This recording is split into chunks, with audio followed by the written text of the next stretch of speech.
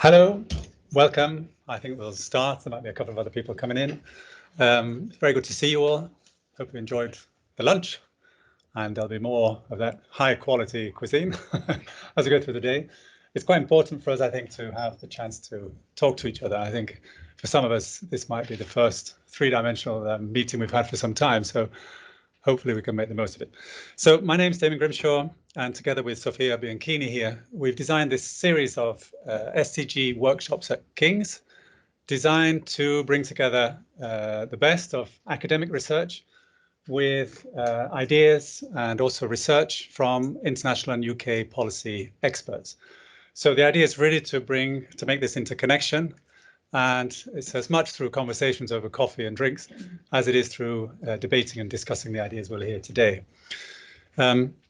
So just a bit of background before we get going. So we know that these Sustainable Development Goals were adopted by all UN member states in 2015, as Guillaume was saying from the OECD earlier.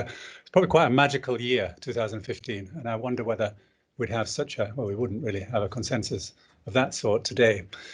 So the issue, I suppose, is that it's a 2030 agenda. So from 2015, we're about halfway down that path. And already pre-pandemic, there were major worries in the United Nations that we weren't going to get there. Some of the indicators and targets had already stalled, if not reversed. And of course, with the pandemic, things have gotten much worse on many issues, as I'm sure we'll be debating and discussing today, this afternoon.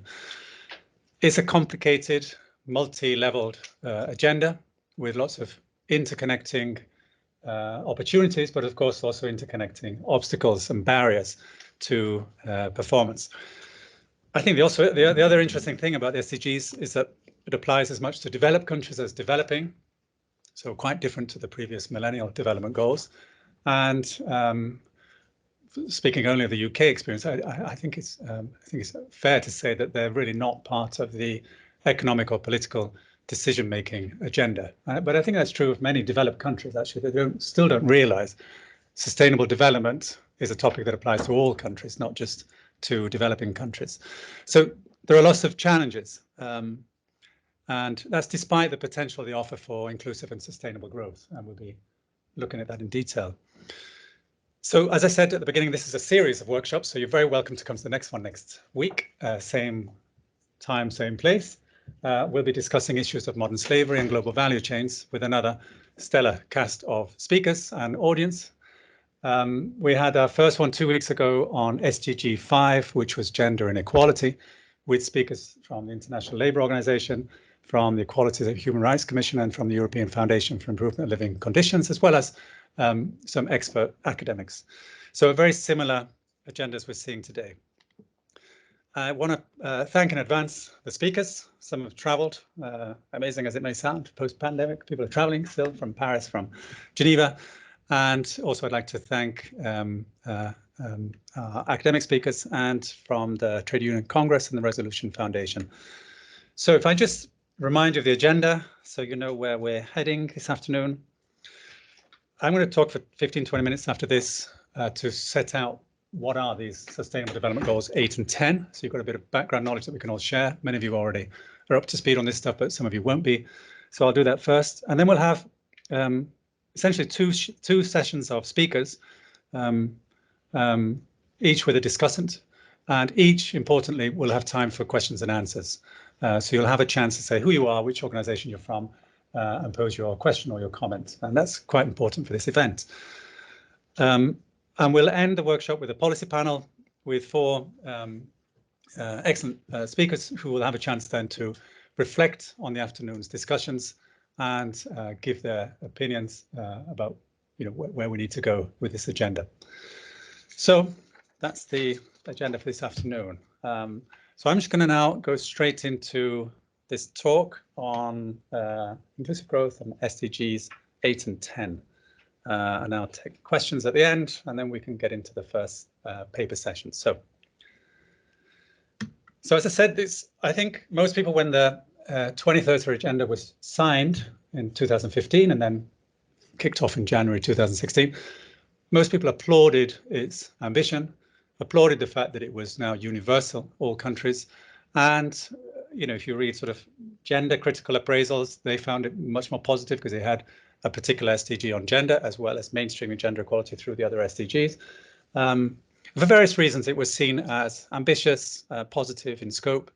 But maybe we can get to some of the issues and problems and critiques of the agenda as we go through this afternoon, but I didn't think that was the best way of starting out the afternoon. So I want to stay fairly positive with it. It's also quite well known, I think, for the way in which it integrates, perhaps for the first time at an international level, the economic, the social and the environmental. I think if it was written today, it would be far more balanced towards the environment. But this was 2015, and of course in the years running up to 2015 when it was debated and put together. It has a strong sort of influence of Amartya Sen through its human rights focus. So you can sort of feel the role of the UNDP in the design of some of these sustainable development goals. And it also has a bit of the sort of International Labour Organization stakeholder focus by mentioning quite a lot the role of different stakeholders, workers, employers, governments and civil society groups. So a kind of a tripartite plus approach, if you like. And it's also underpinned by regular sort of science policy interface. So there are regular discussions, and other experts in the room will know far more about this than me, where experts in social sciences and sciences are brought together with international policy experts to debate the targets and the very many indicators that underpin the 17 Sustainable Development Goals. So my pitch for this workshop is really that if we want to understand inclusive growth, we've really got to get a handle on SDG 8 especially, but also SDG 10, which is about reducing inequalities. I have more knowledge about 8 than 10 because I worked at the International Labour Organization for 2 years, and we published this Time to Act for SDG 8. So we did quite a lot of work on SDG 8, and that's continuing. And Dora Sari, who's here somewhere, is continuing a lot of this work. So the ILO looks after a lot of the indicators, the statistical indicators for that particular SDG. But you can see just from the agenda, the title of these 2 Sustainable Development Goals, that these quite central to any policy agenda, I think, for inclusive growth. That's not to say there aren't other SDGs that are very strongly related. And I think SDG 5 on gender inequality is very, very strongly related, although you'll see that gender issues are mainstreamed through number 8, not so much number 10, but especially number 8. That's welcome. But there are also other issues, other SDGs, that strongly interrelate, such as on ending poverty, ending hunger, also on the health and education fronts, and on the specific SDGs devoted to sustainability issues. So, as I say, it's a complex sort of constellation of SDGs that interconnect. I would say that when you bring those 2 SDGs together, you can draw out perhaps these principles of inclusive growth. There's a focus on thinking about sustained growth. My take on that is that it should be considered a call for long-term investment strategies, whether you're investing in human capital, financial capital, and others. And it's also supported by diversification of productive activities. So there's a lot of work now on the way in which economic complexity, especially in developing countries, has to go hand in hand with a sustained growth agenda. So seeing industries fall away in different countries, whether you're in a developed or developing country, is not good for economic complexity. And that's seen as foundational for a long-term approach. It also means that growth has to be inclusive. This is a term we use more, I think. And that means sharing prosperity. So there's a lot more work on this. And you see perhaps a more extreme view of this in the degrowth agenda, where they say, well, we don't, in rich countries, you don't need to perhaps have such high growth. It's more about distribution now and sharing the existing prosperity. And that's, of course, especially true around the world between rich and poor countries. The third, of course, sustainable is the one that gets all the attention, although it's perhaps the one that's the furthest down still in the policy agenda, given the urgency. And that's the obligation to protect the environment and preserve the planet. Greater equality, I think, was very high on the agenda 5 years ago, perhaps after Piketty's work and others from the Paris Equalities Institute.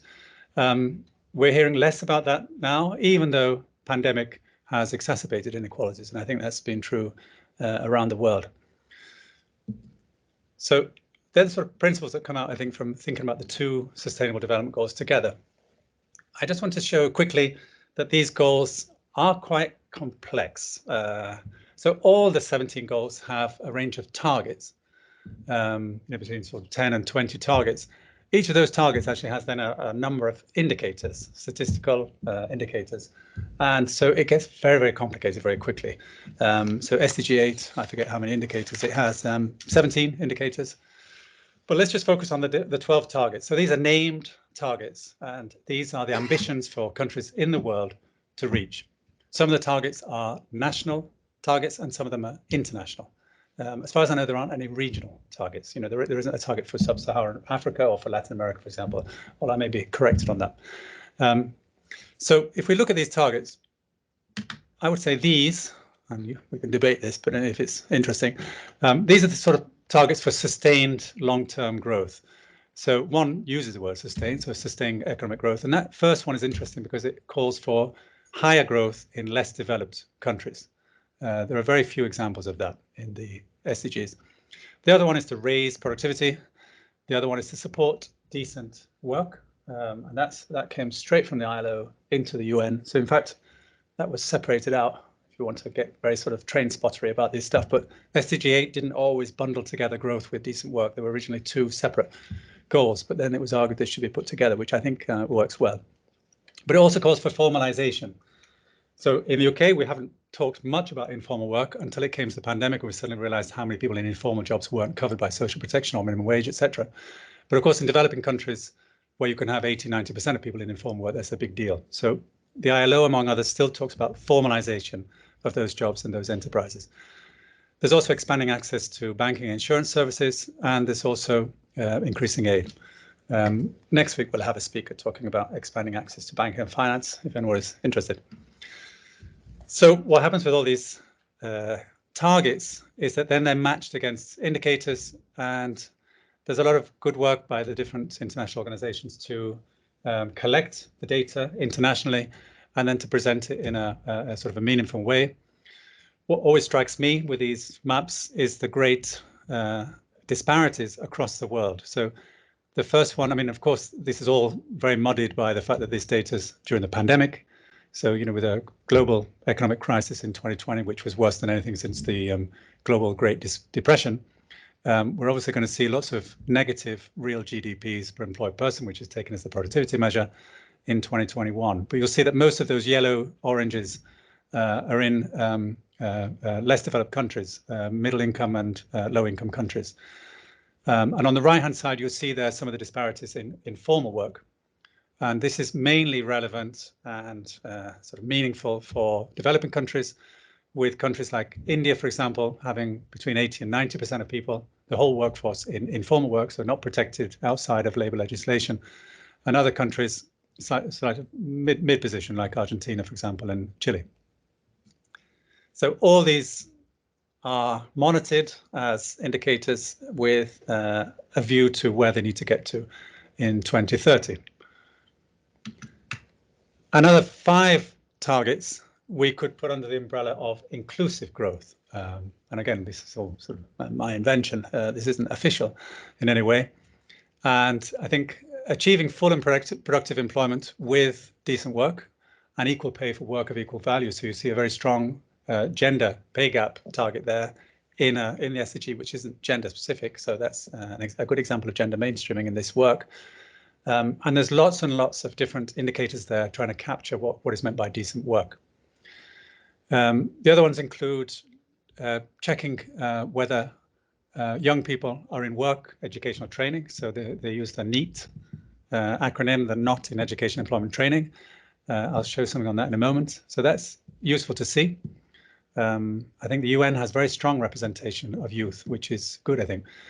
Then there's a very strong target on eradicating forced labor. That's not a term you see often. So that's a very concrete target, right? You'll have noticed the others are kind of sustain or raise or support, very ambiguous, very qualitative, and sort of subject to interpretation. But eradicating forced labor, means what it says, and ending modern slavery and ending child labor with an earlier deadline. So that just shows the significance of that. And of course, that's where the International Labour Organization does most of its work.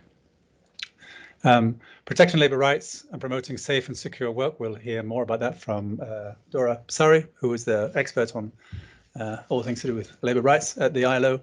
But there's also a very interesting attention to protecting migrant workers and collecting data on numbers of refugees, which of course is is kind of a worse issue. I mean, there are numbers of refugees now more than for very many decades. And those protections for migrant workers have quite a lot of attention in this particular SDG. So it just speaks to the great range of issues which are covered just by one Sustainable Development Goal. Speaks to the kind of complexity of these issues. And the final one is a global target to operationalize a global strategy for youth employment. So I've just circled those to show that these are quite concrete calls. So here's some evidence. Just a sort of a glimpse of some of the evidence. So the unemployment rate, again, is quite, there's quite a range there between low and high. That's 2020. There are complications with this data because use of furlough schemes and others, which means that a lot of unemployment is sort of hidden. Now, some countries, what's interesting in less developed countries is that some countries really suffer from unemployment, but others don't at all because nobody really registers or says they're unemployed because there's always something one needs to do or can do, but you're sort of off radar, you're in informal work. So there's more interesting work, I think, now on measures of underutilization, where people are not in the job that they're equipped to do, because unemployment is such a poor measure of labour market performance in many, many countries. South Africa, I think, I always use that as an example of an exception where unemployment is captured very, very well, and it's still a key target for labour market policy. But you can't say the same for many of the other sub-Saharan African countries, I don't think. And India, for example, as well, is another one that labour market performance is not reflected in its unemployment level at all. I would argue the same for the UK, by the way. That unemployment, I don't think, is now the best measure of capturing labour market performance. We can't say we have a well-performing labour market just because unemployment is low. I don't think, you need a bundle of measures. So there are lessons we learn from developing countries for developed countries. The one on the right is quite alarming. That's the share of youth not in education, employment, or training. And that's not so much an issue for wealthy countries, but it really is an issue for South Asia and for Arab states. And the huge issue there is the gender angle, because in Arab states in South Asia, around 2 in 5, about 40% of young women, and that'll be 16 to 25, I think, or 16 to 29, 15 to 29, it says, will not be in education, paid employment, or training. It doesn't mean they're not working, but they're not being paid for it. And that's really an issue, and that compares to around 15% of men in the Arab states and South Asia. So there are huge issues of this sort of issue of needs for young people in many regions. And the final two targets, I think, are more in the sort of sustainable economic growth, less well represented here, largely because there are other sustainable development goals which hit, absolutely, focus on issues of sustainable growth, although, some of you may argue otherwise. So these aren't really very powerful targets in any way, I don't think, especially not promote sustainable tourism. The other one, where we have data, it's not bad. The issue is not bad, but again, I don't think this is the strength of this particular sustainable development goal.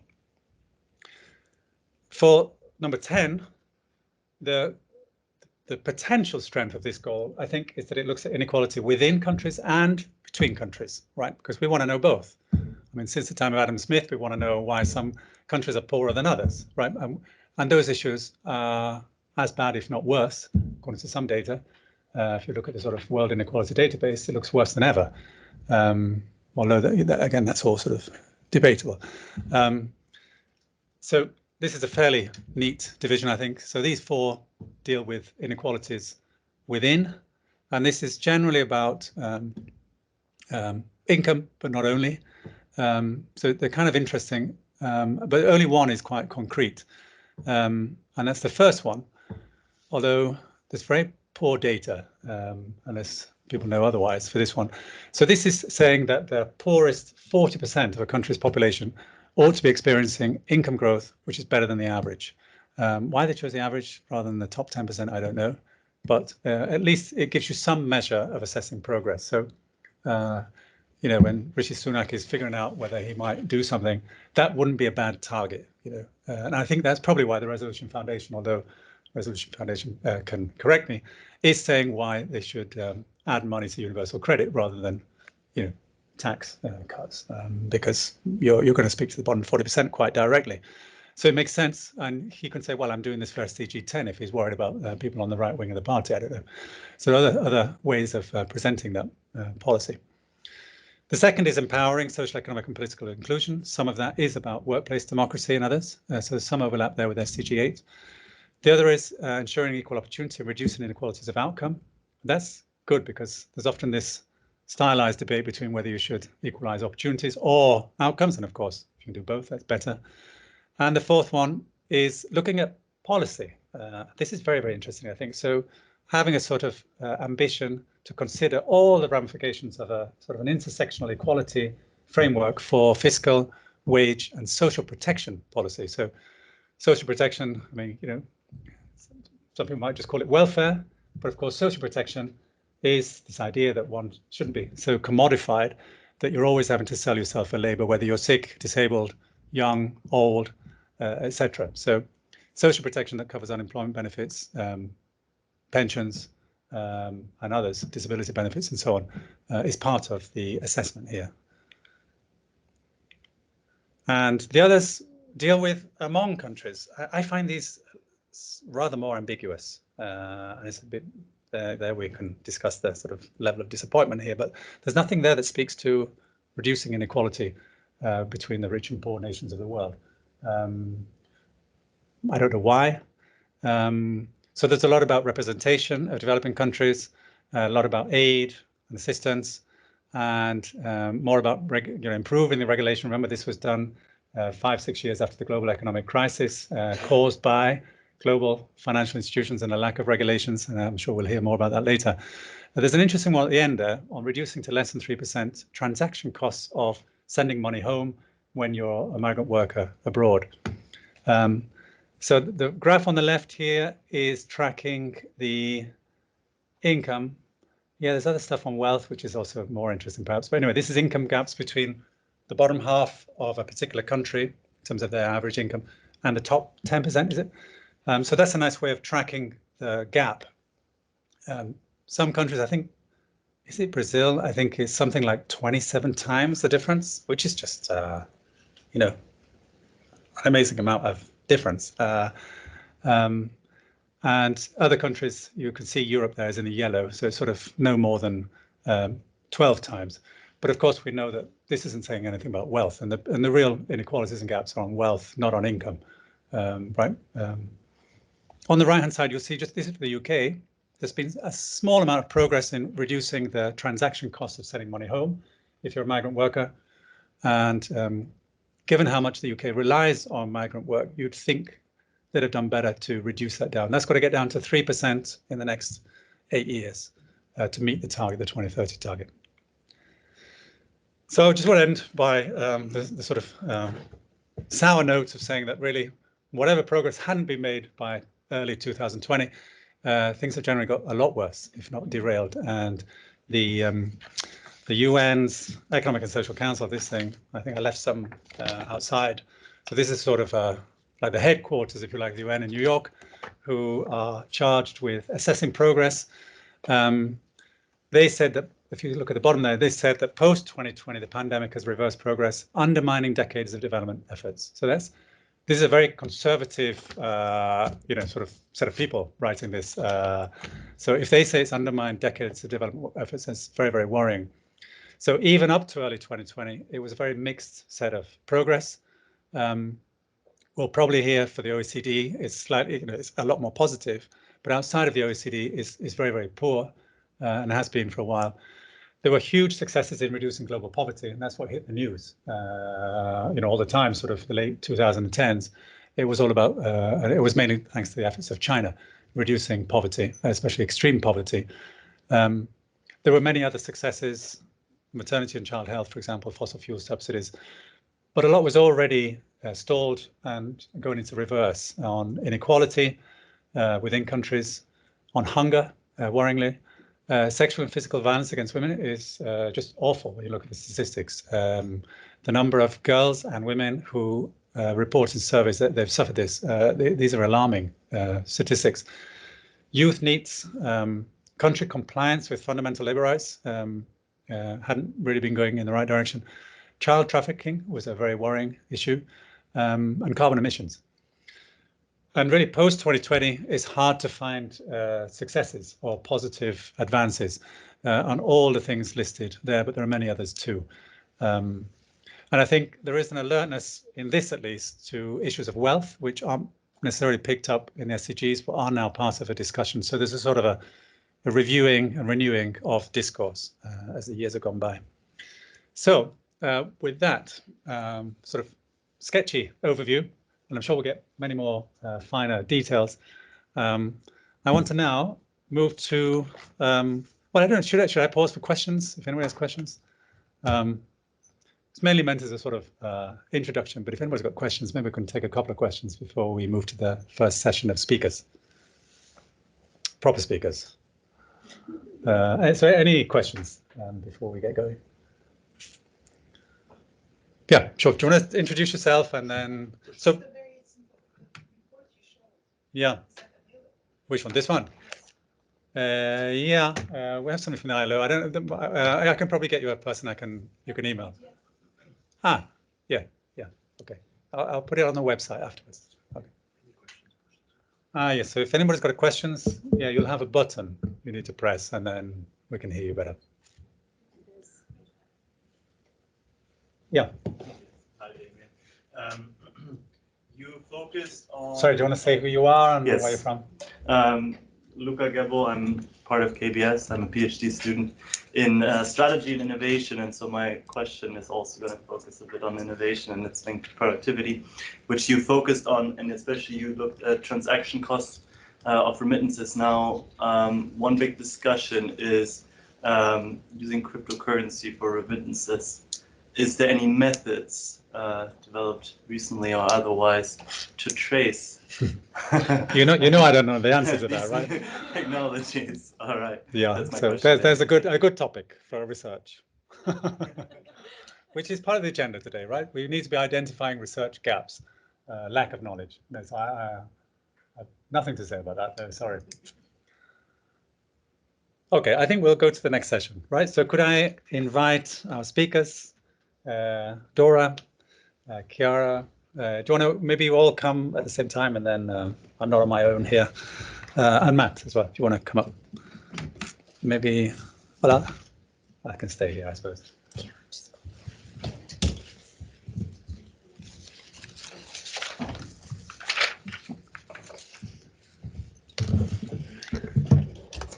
Do you help yourself to water? You okay here? Yeah. So let me go.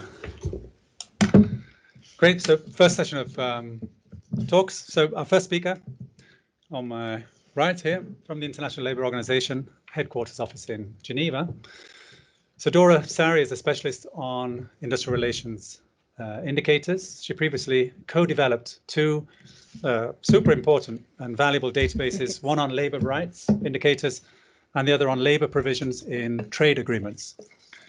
So today, I'm very pleased to say that she'll be sharing with us some of the results from the brand new ILO flagship report, never been done before, and is the first outing outside of Geneva on social dialogue in the world. So you would think that the International Labour Organization should have already had this kind of flagship on, but it never did. So, and this is it's just been published, and Dora was at the center of putting this report together. So over to you. Thanks. Thank you. I'll keep you to time if you don't mind. Yeah, definitely. I was telling others that I'm quite rusty in presenting things. So yeah, I don't have a sense of time anymore.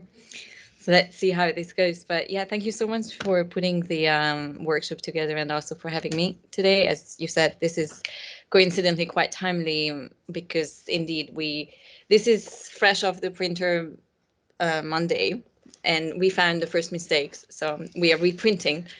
And that's how fresh it is, but also because recently we updated the indicators that you already referred to in your presentation. So what I thought today is to sort of focus on SDG 8 a little bit, but you did my job very well. So thank you, Damian. There's not much more I can say beyond what you already explained. And then to bring some of the findings we have in the report in terms of the role collective bargaining plays in inclusive and effective governance of work, and in that sense, how it actually fits into inclusive growth that would be the center of SDG 8. So with that, if I can get that. Ah, sorry, yeah. And I just move with these two, yeah? Yep. Okay. So as I mentioned, Damian has already talked most of the issues that I actually wanted to highlight. And here I'm making your framework quite official because I'm just reusing your report from the ILO in some ways. So, but not to repeat what you already explained, I think one of the clarification, or just really putting a little bit more emphasis on it, is that the key message behind SDG 8, if you like, is really the understanding that, or the way this whole complex animal came about with this SDG 8, is that productivity growth on its own is just simply not sufficient. So what we learned from the previous theoretical framework with this whole concept of growth-based development models that assume this sort of trickling down effect to income growth, that's just not something that really works, whether we look at developed or developing countries.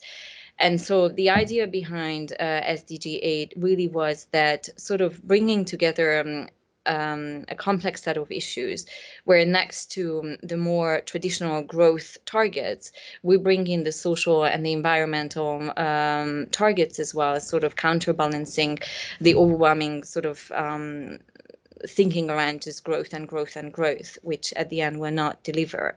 And so it is that context or framework within which, as Damian already mentioned, the protection of labor rights and promotion of safe and secure working environments had received finally a well-deserved highlight. The only thing that I would mention in terms of pre-SDG era is that there is quite an interesting institutional history behind how the ILO was able to even get in decent work to the MDGs framework, which initially was not part of. So the concept of decent work and what we think about, job-led growth and so on and so forth, that was not part of the original developmental framework. And labor rights had nothing to do with that framework at that point. So this is quite an important development, if you like, and one to be noticed. Now, there are a number of set of rights, and usually the reference framework for those rights is the ILO's Declaration on Fundamental Principles and Rights at Work that was adopted in 1998, and it brings together 4 sets of rights: child labor, forced labor, discrimination, and freedom of association and collective bargaining rights. Interestingly, in the upcoming conference that we have in June, there will be the first discussion of bringing in health and safety, workplace health and safety, as sort of a new fundamental right, which I think is quite timely given what we've been through the past few years. So the focus of my work and the rest of the presentation as well will be on freedom of association and collective bargaining rights. They really hold a particular significance in the structure of what we deem as fundamental principles and rights at work, in part because they are deemed as enabling rights and substantive freedoms, and these are also the freedoms that sort of provide the democratic foundation of labor markets, and in that way they also pave the way for inclusive and effective governance of work. And sort of the realization of the role these rights really play was also the main reason why within the framework of the SDGs, there is one indicator that deals specifically with labor rights, and that indicator focuses exclusively for the time being on freedom of association and collective bargaining. And that's also to acknowledge the particular importance these rights actually play. I mean, if I want to really oversimplify it, these are the foundational rights. And if you don't have these rights guaranteed, you cannot really make progress in any other aspect of the overall framework for rights and labor protection. I will not talk about the technical details of the methodology, but of course, if there are questions, I'm happy to go into the details. Just very briefly to say that this has been a long standing work of the ILO, and the current methodology also builds on Kucher's earlier work from 2002 and 2007. And the process of getting the indicator in the SDG framework is also quite an interesting story, but just to keep it short, we were asked to sort of pass the methodology through the International Conference of Labor Statisticians to sort of have it adopted as an international methodology, which we were able to do in 2018. And with that conference, so that was the 20th Conference of International Labor Statisticians, the ILO became the custodian agency of this particular indicator. What it means is that the ILO is responsible for the reporting of the indicator, and in this particular case, the ILO is also responsible for the generation of the indicator. So most indicators, and maybe this will be detailed during the next panel, is really left to the national statistical offices. This is something that the ILO is entirely in charge, and there is a reason for that. And again, we can talk about it later. We have annual data from 2015 to 2020.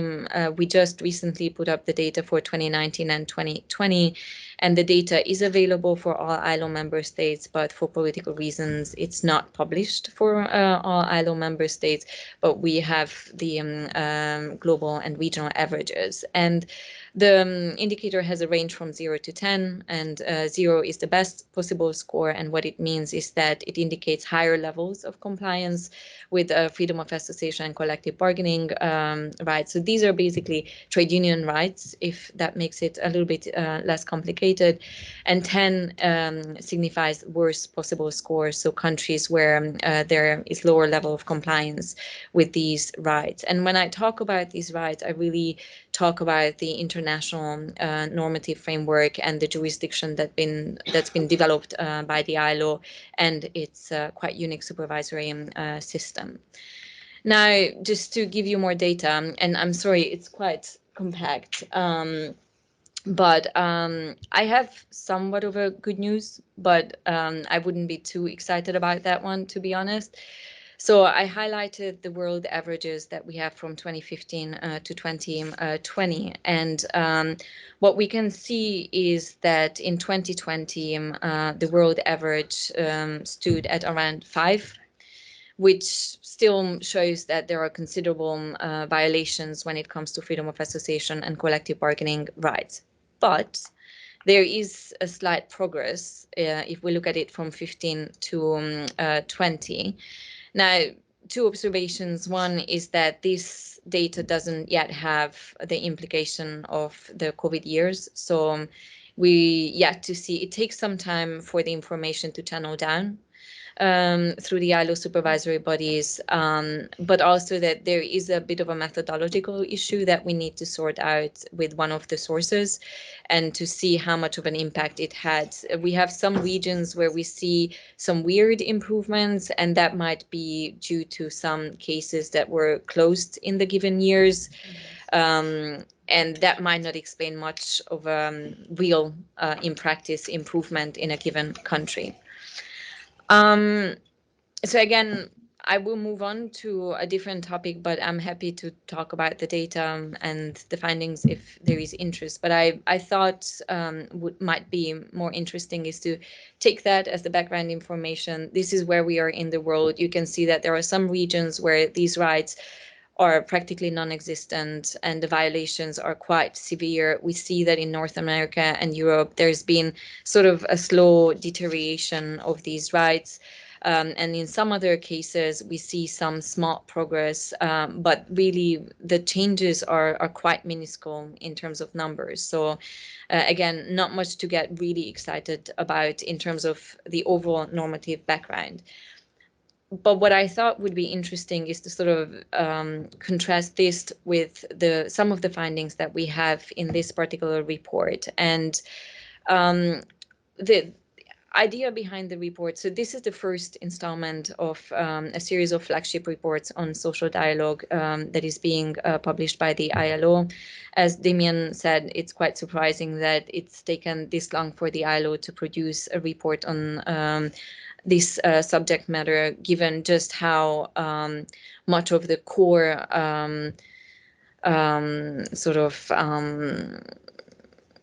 of the existence of the organization is about these two particular rights.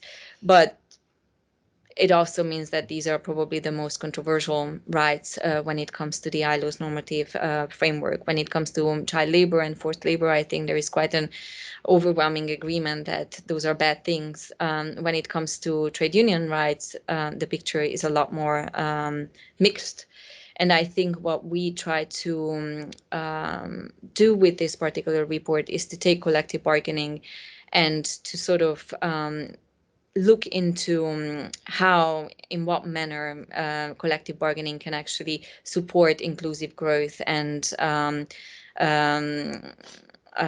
this notion of inclusive and effective labor governance.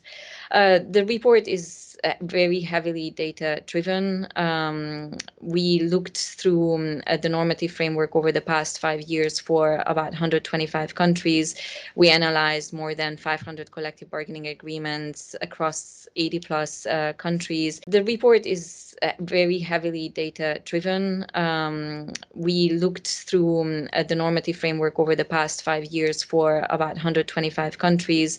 We analyzed more than 500 collective bargaining agreements across 80 plus countries, and also managed to update and expand the data on collective bargaining covered trade and trade union density rate, which is never an easy task, because these are the type of industrial relations data which are not as straightforward as sometimes unemployment data would be.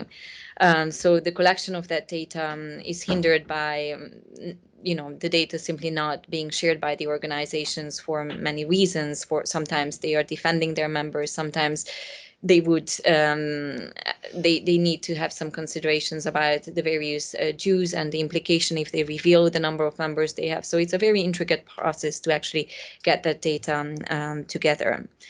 Now, why this focus on collective bargaining, and what do we mean by collective bargaining? So collective bargaining, the way it is defined by the ILO, is a process of voluntary negotiation in good faith, I would also add, between one or more employers or their organizations and one or more workers' organizations that are, of course, trade unions, which is probably a more popular name for them. It is also an instrument that offers quite a unique mechanism for regulating the conditions of work and the terms of employment. And what I highlight in that process is really that it's a joint regulation. So this is really where the parties can take some ownership and can tailor solutions.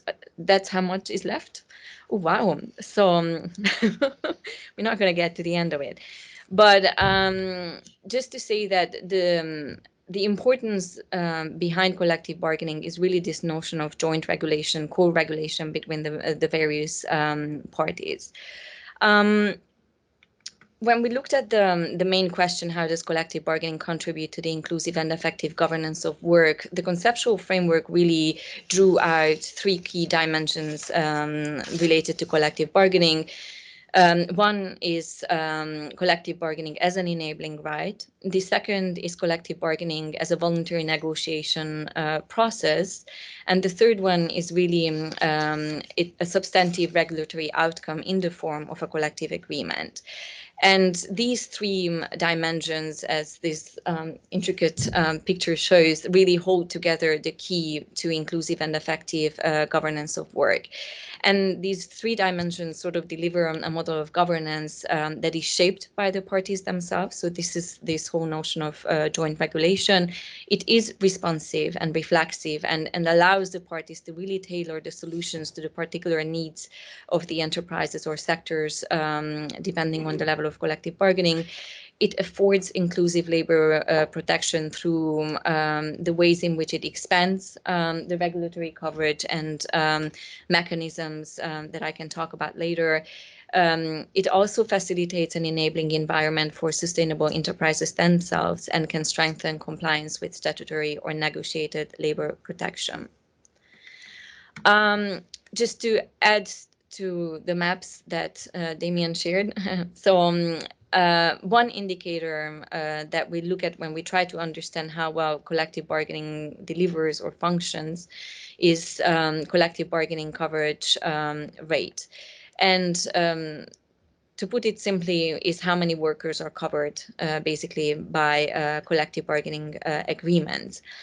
And what we found, at least for the countries where data is available, is that over 1/3 of employees in the 98 countries where we have data have their pay, working conditions, and terms of employment regulated by one or more collective agreements.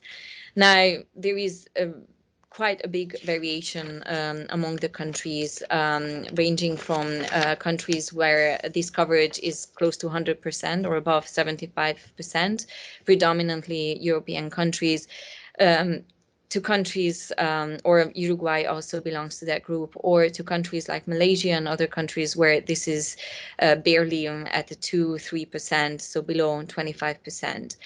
And when we looked at the various, and this is basically a proxy, quite a broad proxy to how well workers are protected through this instrument. And when we looked at the variety of factors that can explain this variation in the coverage rate, we identified three main issues. One is how many workers are granted this right. So this is the effective recognition of the right to collective bargaining. How strong and representative workers and employers organizations are. And the third one is what is the institutional setting for collective bargaining, and particularly how the coordination takes place among the variety of levels, and whether and at what place basically collective bargaining takes place in a country. And just to close it, and we can talk about the details of each of these particular aspects, is to say that one of the clearest indication is the predominant level of bargaining. So the higher level bargaining take place, the broader the coverage is in a given country, which would explain such a high coverage rate, for example, in France, where most of the agreements are bargained at the sectoral level. And the findings indicate that this is also the level that's the most inclusive level. This is basically the broadest umbrella that can bring in a coverage for most of the workers, including domestic workers, migrant workers, and so on and so forth. And with that, I'll finish. Thank you. Thanks very much, and apologies, sincere apologies for keeping the time. It's the worst job of a chair, but it has to be done. Our next two speakers are colleagues here at King's Business School. Chiara Benassi here, Senior Lecturer at King's Business School, as I said, and Gwendolina Anzolin, Research Associate. Chiara has published extensively and is internationally renowned for her cross-national comparative industrial relations research. And they're going to talk today about deindustrialization and inequality, comparing Sweden and the UK. So if I can get into, oops, sorry, apologies. All those interesting slides we missed. Anyway, all right. Okay. I'm going to take questions, by the way, at the end of the three sets of speakers, so there'll be plenty of time. So please do keep notes of your questions. All right, thank you very much. It's going to be a double act, Chiara and Gwendolina today. All right, so let's get started. So this is an attempt of a paper, first attempt of a paper. We look at Britain and Sweden, and this is because in comparative political economy, Sweden and UK are two growth models that have successfully shifted from manufacturing to services, or better, to high-end services. So you can see here from the data, so those are experts, so that the manufacturing expert both in the Sweden and UK declined in similar way, even though at different levels, and so services, especially high-end services, here is not disaggregated, increased. And in parallel to this phenomenon, obviously, we see also a decline in the share of share of employment in manufacturing. So we see the decline is quite similar, even though in the UK it is more abrupt. We are going to talk about it in a few slides. But as when we look at these trends towards services, automatically we think about an increase of inequality. So when we have a decline of the manufacturing sector, which is traditionally characterized by good jobs, highly unionized, relatively good wages. So we also see in parallel usually an expansion of low-end services, which are in contrast characterized by lower wages and lower unionization rates. So we have the phenomenon that economists call like a job polarization, so disappearance of this middle segment. So the question is whether inequality is really inevitable. And we take these two countries exactly because they have similar paths but different inequality outcomes. And in particular, in this paper, we look at intersectoral wage inequality because we want to filter out some of the effects of progressive taxation and generous welfare system that typically characterize Scandinavian countries. So, and this is what I mean when I talk about intersectoral wage inequality. So this is the different rates of wage growth in the main sectors in the UK and in Sweden. So well, no, whatever. The high red line, it's financial services in the UK. So this is the growth of real wages in that sector, while the lowest line is accommodation and food in the UK, wages in accommodation and food. In the middle, you find also financial services and ICT services in Sweden, as well as accommodation and food and manufacturing. You see that the green bracket shows that the wage dispersion in Sweden is much smaller than in the UK, where we see a bigger gap, but also a gap that is increasing over the years. So this is what we are interested in. And there are already explanations for this out there in the comparative political economy literature. So some scholars look at the role of the state. So the argument goes like this, that in Sweden, obviously, so the state as welfare provider, I've already mentioned that, but also the state as employer. So an argument is that in Sweden, we didn't see an expansion of the low wage sector because the state intervened, expanding the public sector, offering good jobs. The issue there with these explanations is that in terms of timing, we don't quite see this. So in the 90s, also in Sweden, we see a cut in public employment. So, and now more or less the jobs in the public sector are actually at the same level as in the UK. So that cannot be the only explanation. There are other explanations. So the main explanation looks at business group politics. So this type of explanation not only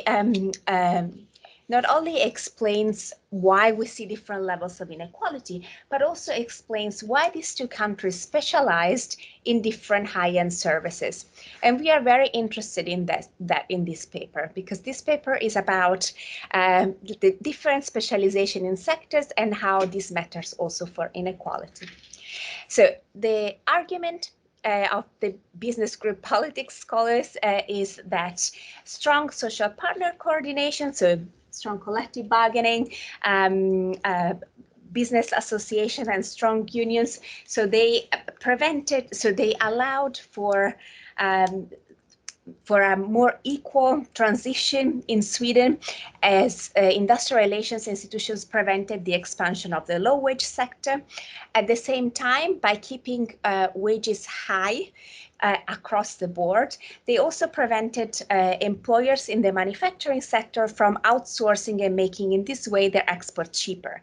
Somehow they forced employers to move to non-price sensitive markets in high-end services. They were sort of connected to the manufacturing. So we will see manufacturing employers that invested then in ICT, which is the sector of specialization of Sweden.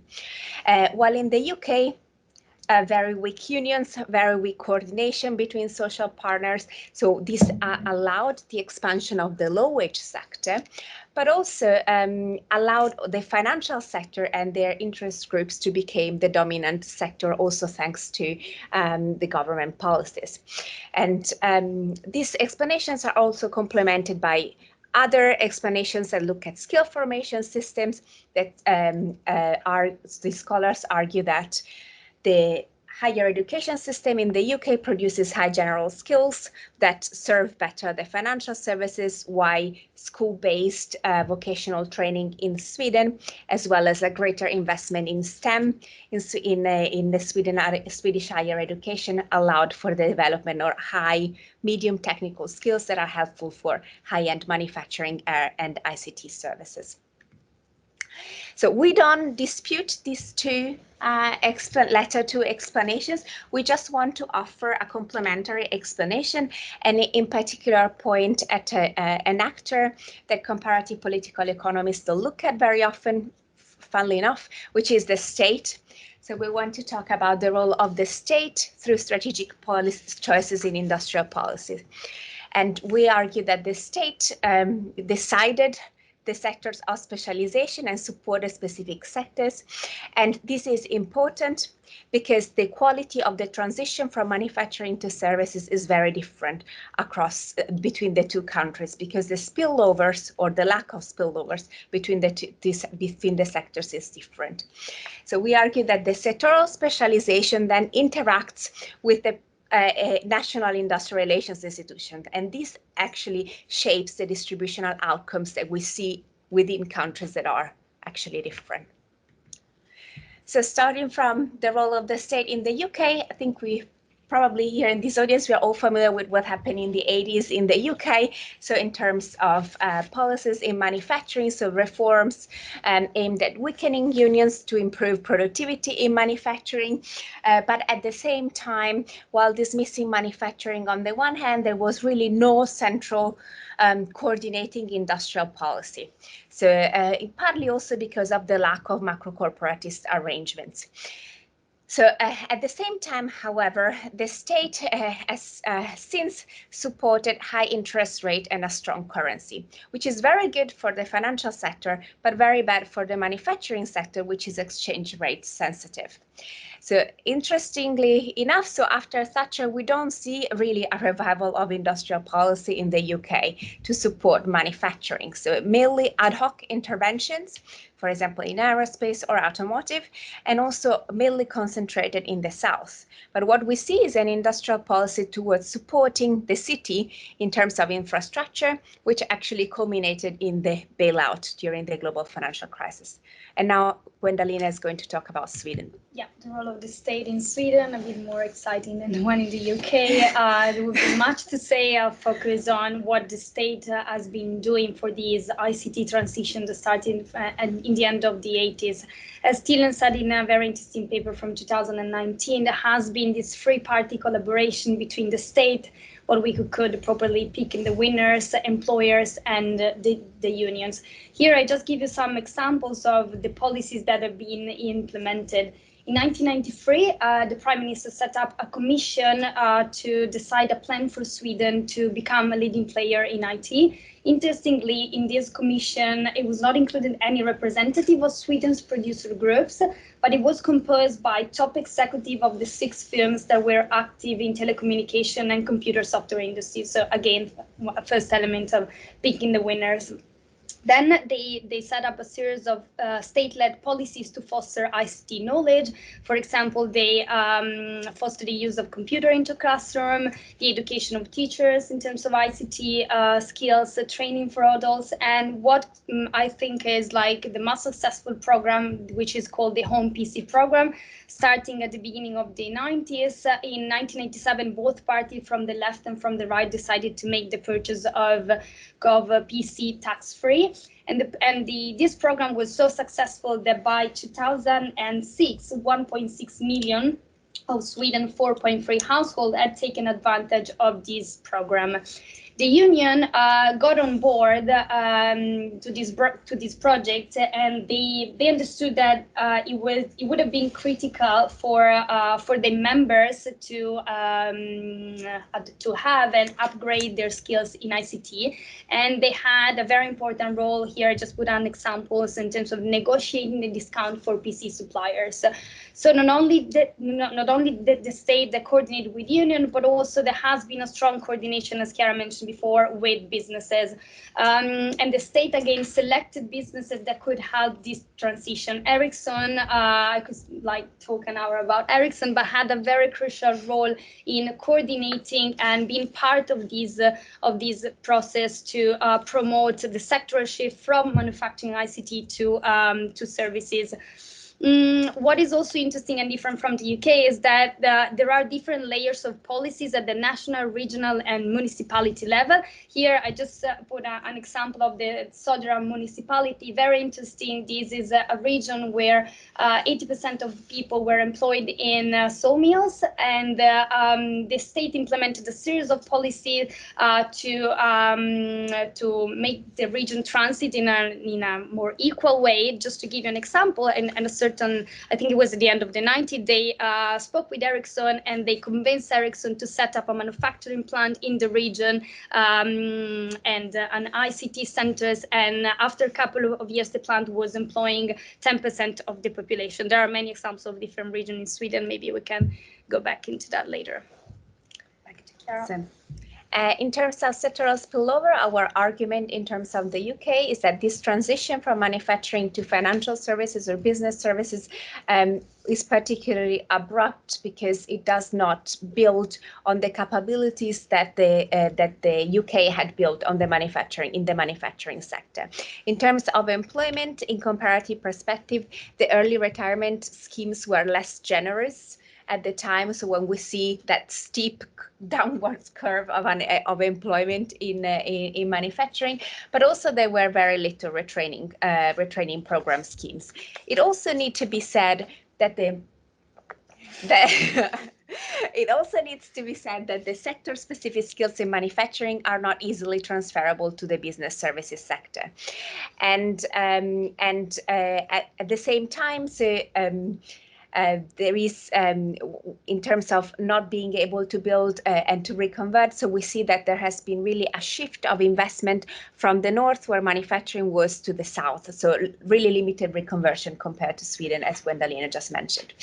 In terms of once the financial sector is dominant, this sector is problematic for other economic sectors that would actually be very beneficial for the UK economy, for giving providing good jobs. So it has a limited supply chains in other sectors, fewer linkages with university, because the financial sector is not a greater innovator compared to the manufacturing sector. And also the interests on financial sectors are often incompatible, not only because of the exchange rates, but also because of government spending. So the financial sector is averse to government spending and government deficit, while actually the manufacturing sector benefits from it. And now Gwendalina will take over until the end. Yeah, I'll rush. So for what concerns the sector spillover of Sweden, as mentioned, we look at this transition towards knowledge-intensive services, and specifically ICT services. It is quite straightforward, the linkages between manufacturing and services. A lot of ICT technologies are general purpose technologies that to to exploit everything they can give in a production floor. For example, they need to have the integration of services and to be bundled together with services. So the use of computers, semiconductor depends on developing services on them. Not only, but this comes from a series of complementarities. Here we just put 3 examples. There are these business complementarities. Again, the case of Ericsson is quite interesting, going from telegraph, telephone, infrastructures, broadband to services. An example is Ericsson is the only company outside of China that can compete nowadays on the 5G technology. So like this transition in the last 30 years has been paying off. Complementarities, of course, in terms of skills, the policy that I mentioned before in the 90s were crucial, but to keep up with the high-tech ICT manufacturing and ICT services. And of course, if we think about like the ecosystem where this transition happens, there are capabilities complementarities also in the actors of the ecosystem, multinational companies like Ericsson, but also small and medium enterprises, suppliers, regional, national institutions that have been innovating and dealing with a very similar environment. Going to the next slide, this is the output of the countries. It probably is very, time. Okay, so this is just to show you the manufacturing sector remained the first sector in Sweden, while interestingly in the UK, the line you see at the top is real estate activities. I just rush. Shall I rush or shall I stop? Yeah. The last block of our argument is cross-sectoral inequality and the role of industrial relations. So in Sweden, collective bargaining, industrial relations have been able to maintain the gap constant between high and low wage sector, and collective bargaining has been balancing out wages in manufacturing, exposed sectors and shelter sector due to redistributive mechanisms that were in place and were kept in place.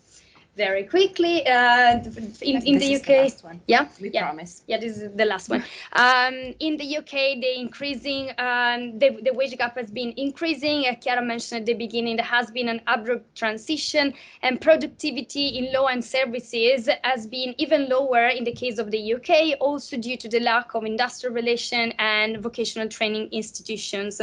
The financial sector is unable to support the wages in the law-end services through consumption because of the lack of a redistributed mechanism, and also because it is quite detached from productive sectors of the economy. I just show you the output graph. A sector that is really connected to the financial one is real estate activity. We know that a lot of financial speculation happens in this sector. Just a conclusion. The industrialization is a common trajectory, but it is important to consider which sectors that countries specialize in and the role that policies have in accompanying this transition. Manufacturing remains important due to its linkages with the knowledge-intensive services, and here we just point to the fact that there has been a lot of statistical reclassification. So, for instance, in the case of Sweden, a lot of the services that we see were possibly classified as manufacturing in the 90s. There is a lot of work that UNIDO UNCTAD have been doing in discussing this reclassification. Sorry for the rush.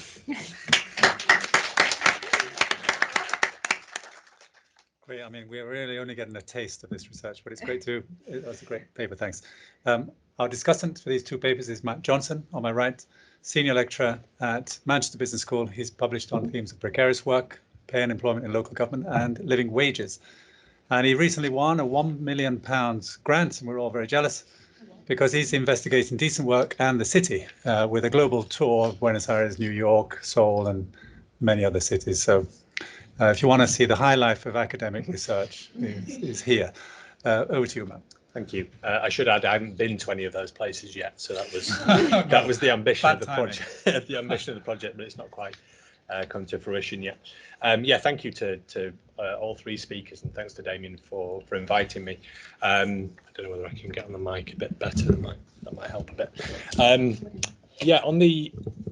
On Dora's paper, it's a fantastic report. I was kind of hastily trying to read as much of it as I could over the lunch break, but I think that's going to be the reference point really for collective bargaining for the next 5-10 years or even longer. So it's a really important piece of work.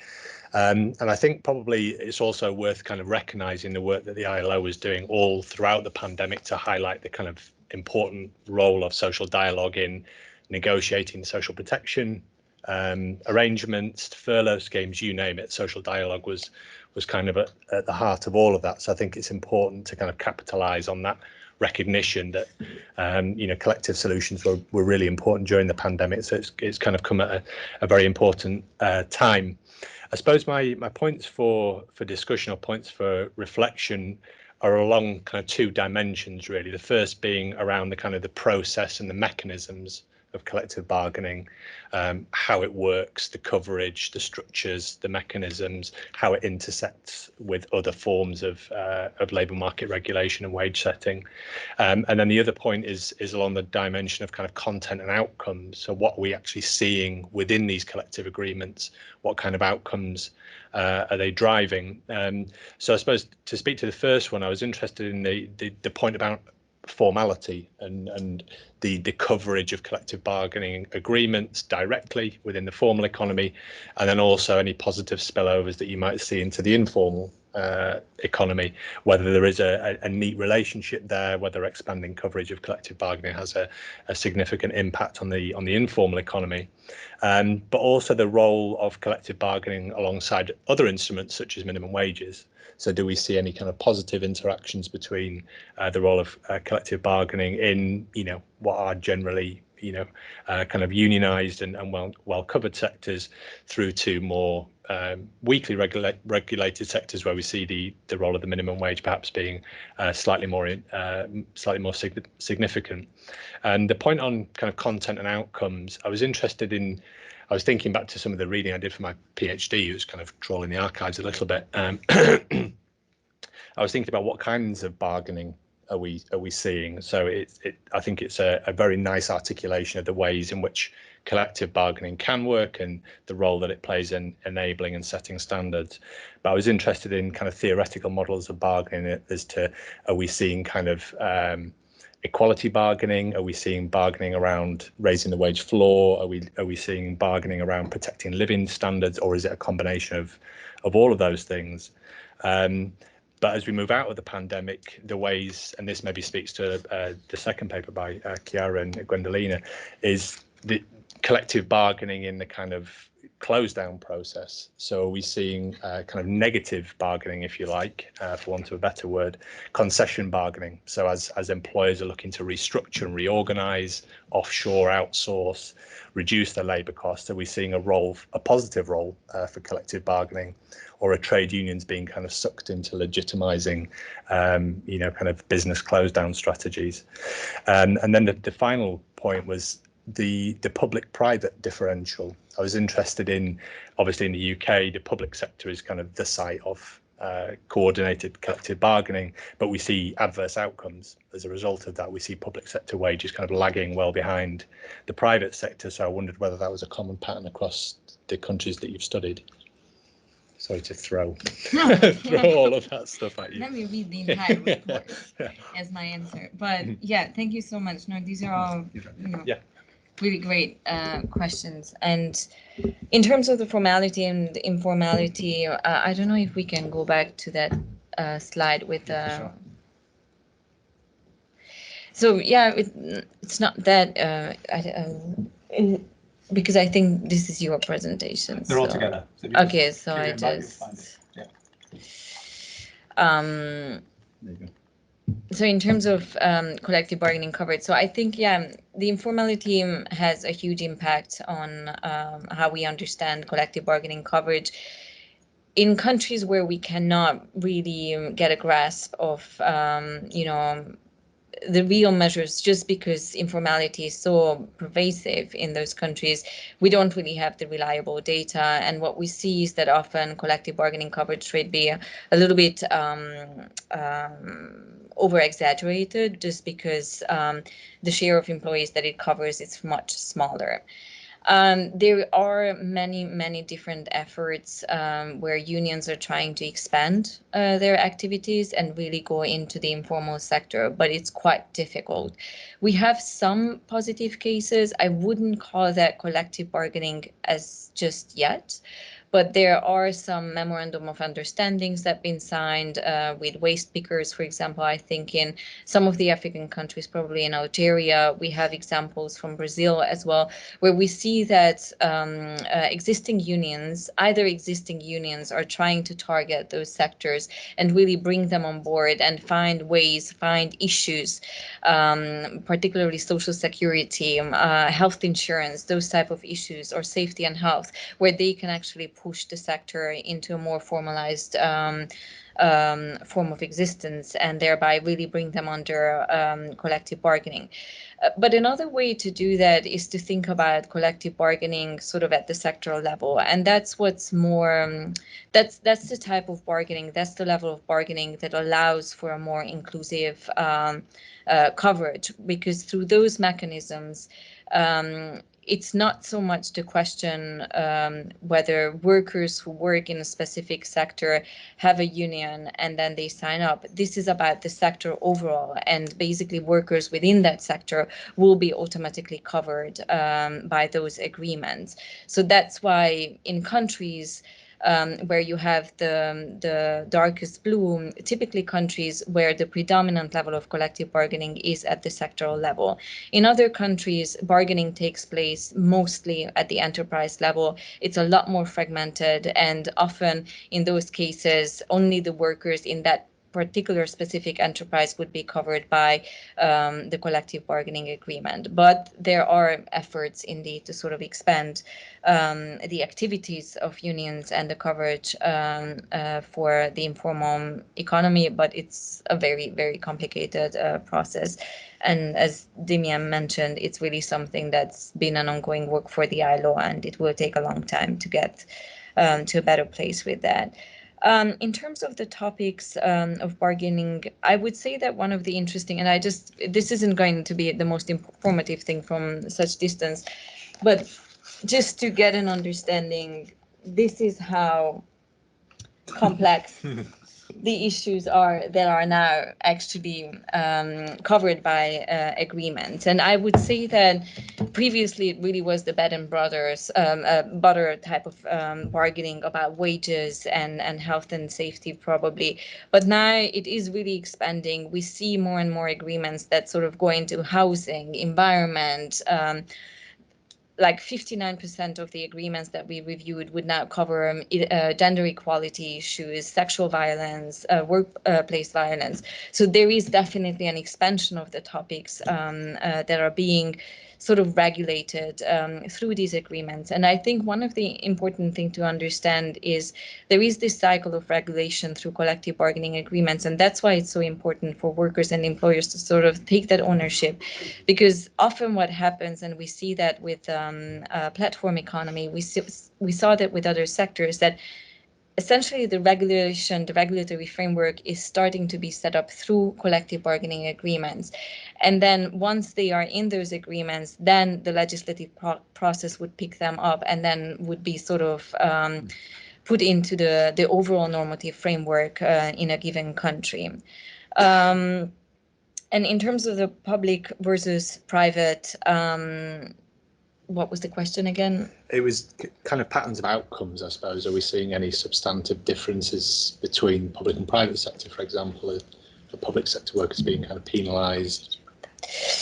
Yeah, I mean, public sector, in terms of wage negotiation, definitely. I mean, there, the employer being the state, of course, that's a different setup for bargaining over wages than it is in the private sector. I would also say that, you know, probably the private sector bargaining is still a little bit more flexible, if you like. They are able to utilize those processes more in a responsive manner. They have, and that's one of the other advantage that I would highlight in terms of form of regulation for collective bargaining is this idea of being responsive to specific challenges.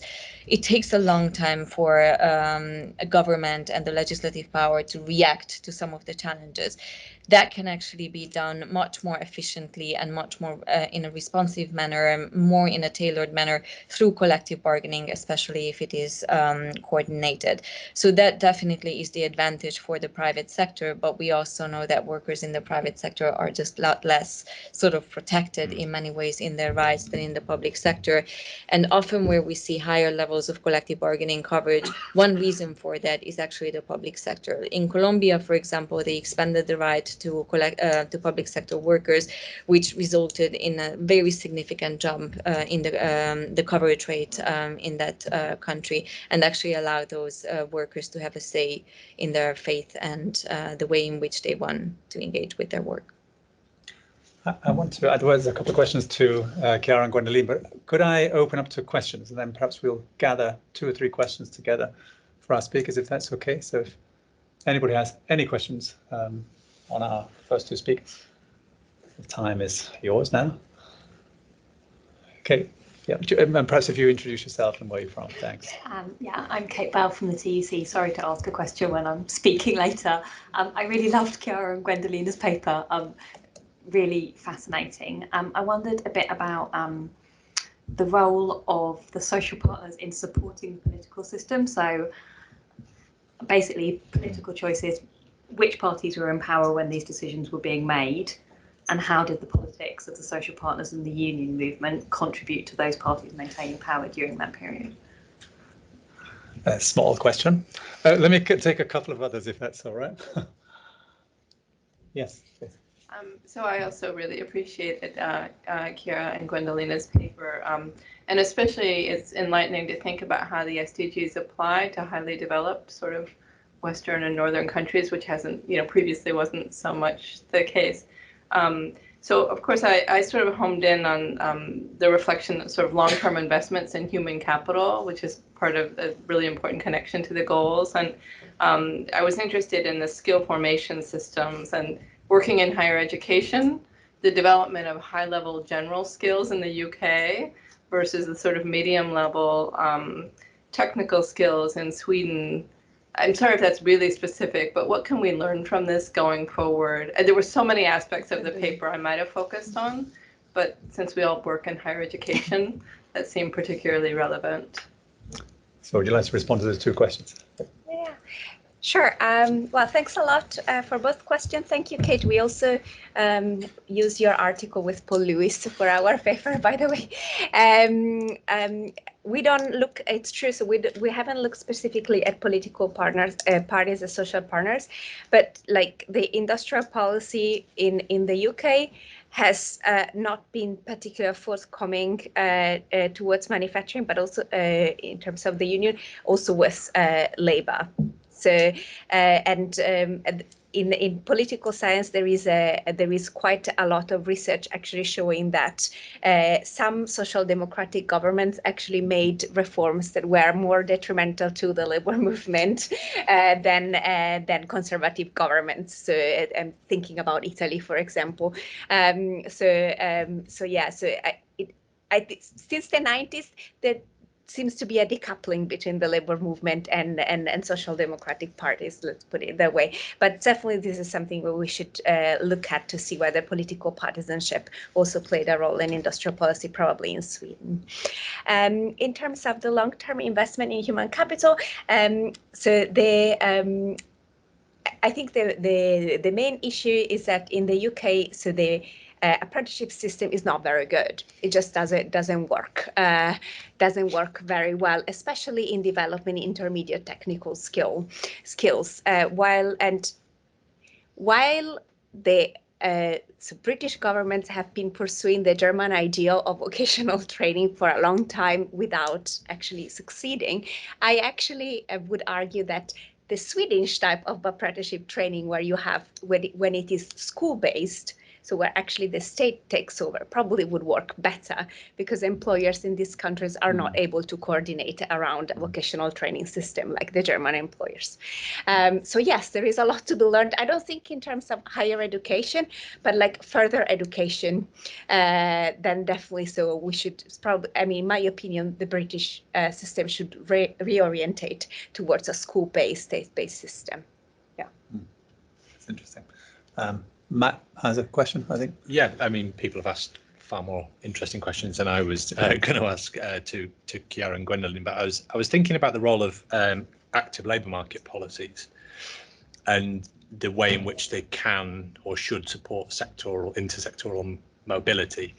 Because as I understand it, that was kind of a founding part of the Swedish system where ALMPs came through to support that mobility between sectors that were declining and those that were more kind of sheltered, and whether that kind of plays out in the case studies you've got of the UK and Sweden, that active labour market programmes were very much more kind of disembedded in the UK. They were much more punitive. People were pushed out of work from one sector and then they were just kind of swept up into anything that was left, whereas in Sweden it was perhaps a bit more of a direct link between the deindustrialising sectors and the growth sectors.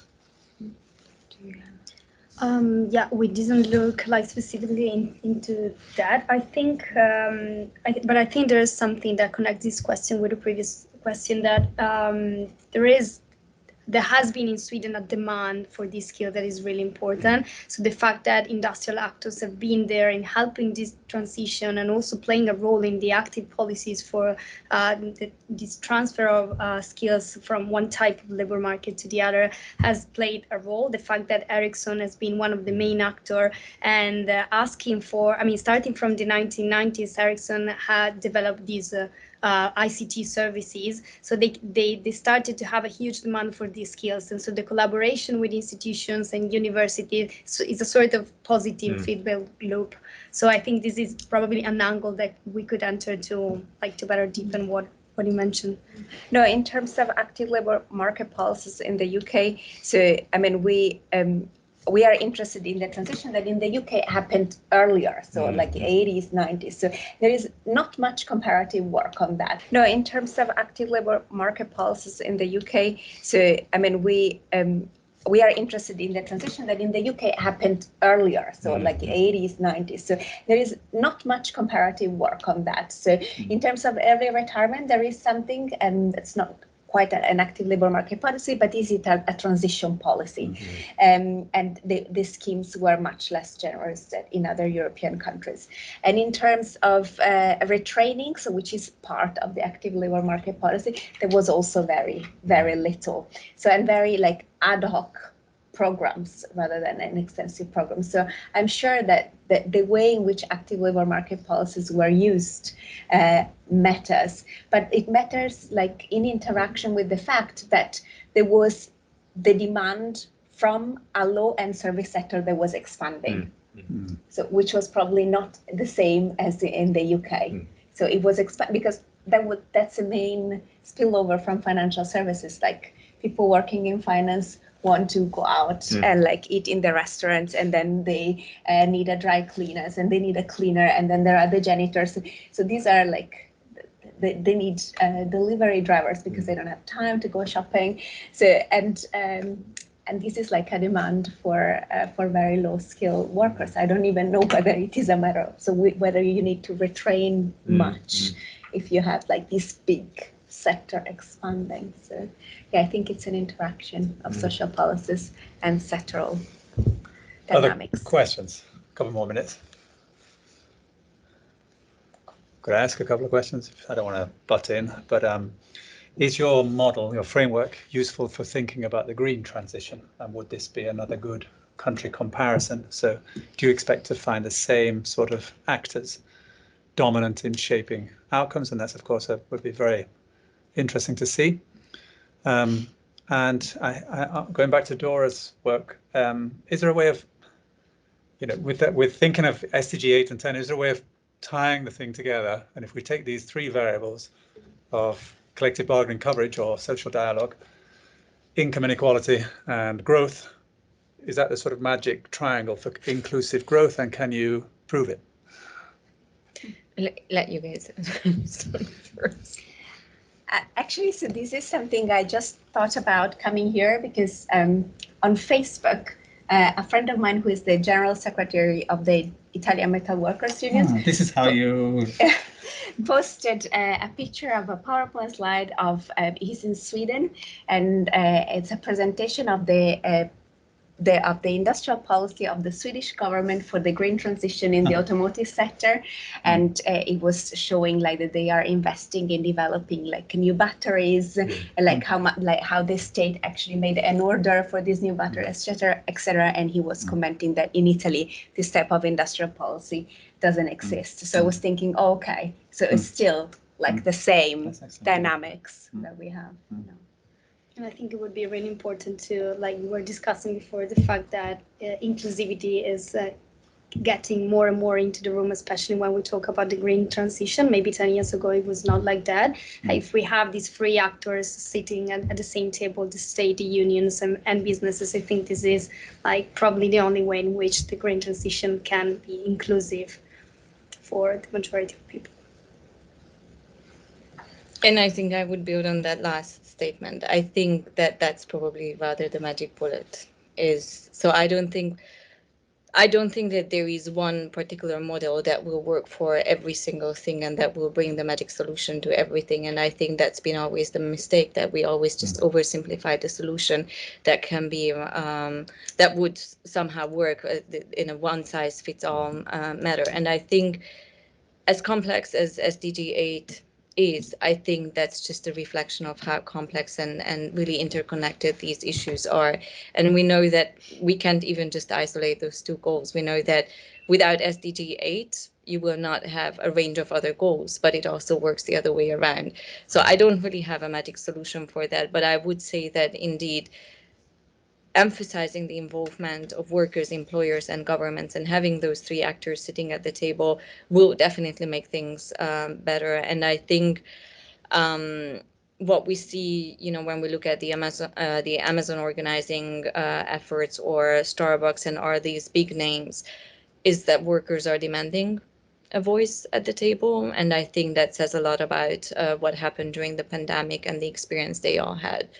So I think there needs to be more reflection under SDG 8, because I don't think that that voice was particularly considered when the agenda was set out. If we only think about the fact that there is just one target on labor rights, and that was a long battle. So. Very good. Well, that was a very nice summary statement, I think, for this first session. So we now break for coffees, teas. There might be other snacks, I'm not sure. And we'll come back in half an hour. Sorry, you had a question? Yes, please do, before we break. Oh, sorry. My name is Anastasia. I'm a King alumni. I was just wondering how innovation technology would, and if you consider in your paper or research, how can innovation technology change all this in, let's say, 10 years time? So you're looking at things like sort of virtual reality, looking at metaverse. How would that change the whole of, or the data that you've done, or the research that you're doing? And, you know, in terms of employment, where people are considering other things instead of static life, where people are talking about digital nomad, where you're working, you know, in kind of a different way. So how will that all change?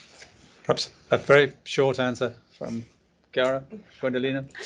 Yeah, given your ICT focus. Yeah, just one thing that Sweden decided to build on ICT, which is like the backbone of the technologies you were discussing. So probably building up the capabilities of these will play a huge comparative advantage over other countries. And actually, I mean, a lot of studies at the firm level say that this displacement of the technologies you mentioned is not really happening as the hype strands of the literature says. So I think it plays a huge role of building up capabilities and then being able to play around that, which is something that Sweden decided to do, building on the ICT sector. Thanks very much. That's great. Right. No, I think we'll have to break now. Sorry. There'll be plenty of time for questions in the next session. So, and please feel free to approach any of the speakers and get to know each other and follow up with your questions informally over coffee. So I'll call you back for 3:30. Thanks very much to our speakers again.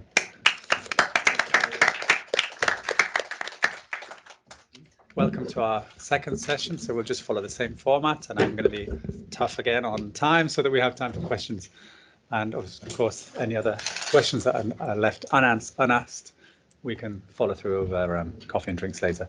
So we've got two speakers and we'll discuss them again. So our first speaker on my right here is Guillaume Cohen from the OECD. He's a statistician and policy analyst at the Center on Wellbeing, Inclusion, Sustainability and Equal Opportunity. So everything, which I think stands for WISE. Maybe do you go by that acronym? Yes, that's quite clever. He's the OECD's expert for measuring and monitoring the Sustainable Development Goals, among other things. And he's co-authored their new report on SDG progress, which you'll have seen outside.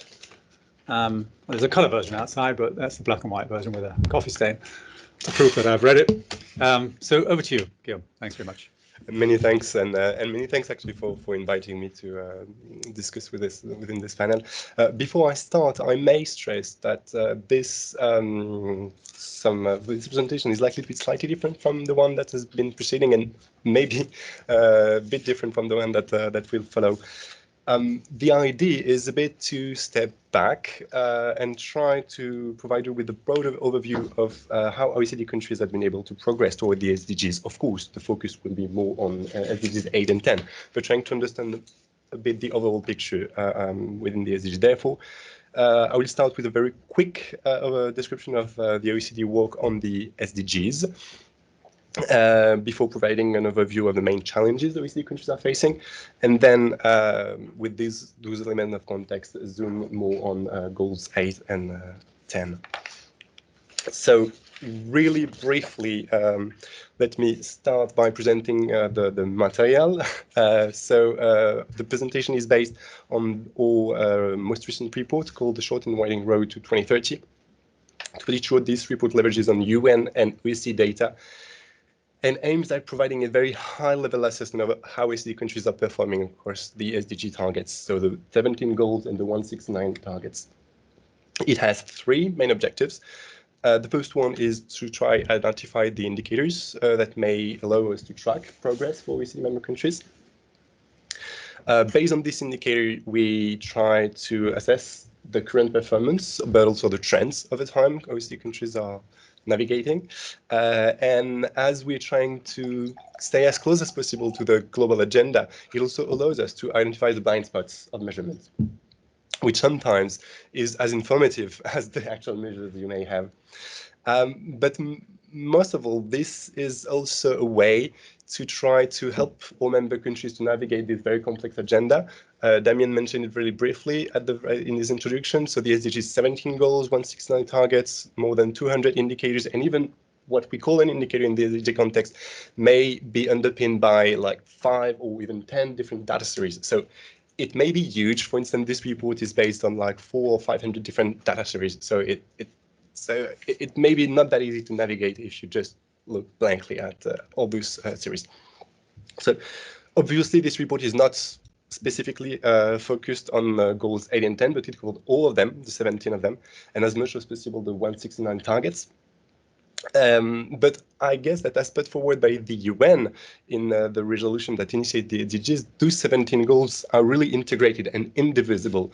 It may look like one of those buzzwords that we often use in international organization, but in that specific context, I guess that it's important to stress, and it has been stressed already in some of the presentations, that looking in a specific goal in isolation may be sometimes misleading. You mentioned it before, even goal 8 encompasses growth, but also sustainability. And the same for goal 10, it goes from inequality within to between countries. So I will start by giving you kind of a broad overview of what are the main challenges that face OECD countries.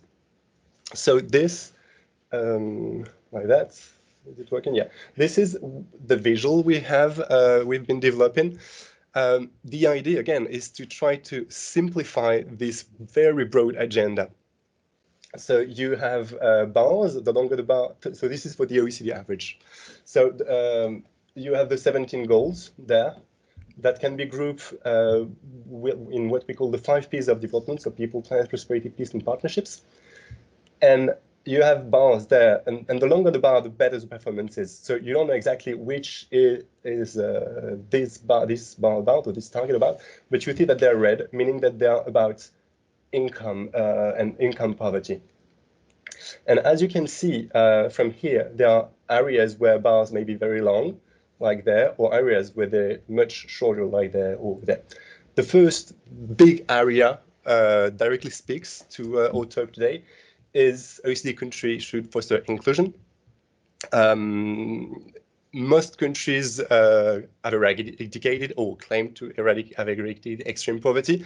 But when you look at more detailed measure of income poverty, we see that there is very slow, if any, progress over the past decades.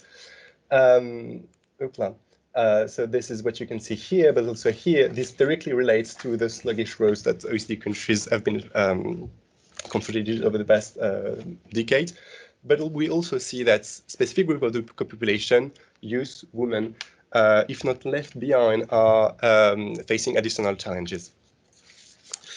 The next challenge, which may look a bit further from today's talk, is the lack or the decreasing level of trust in institutions that OECD countries are facing. The pandemic has underscored the importance of trust for democracies, but OECD remain very far from achieving such targets. Targets in this area.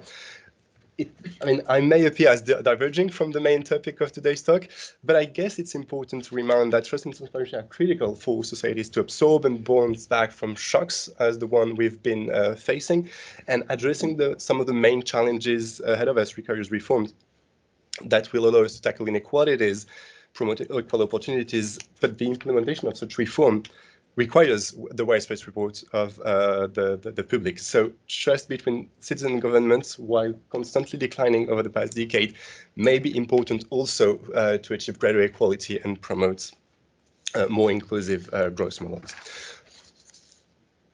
And the last challenge that is somehow common to all OECD countries and quite beyond is the environmental pressures. Again, this may look like slightly different from today's talk, but I guess that, this is clearly what we can call a megatrend, and it will affect all aspects of the development prospects we're facing. In really a few words, just to give some element of context.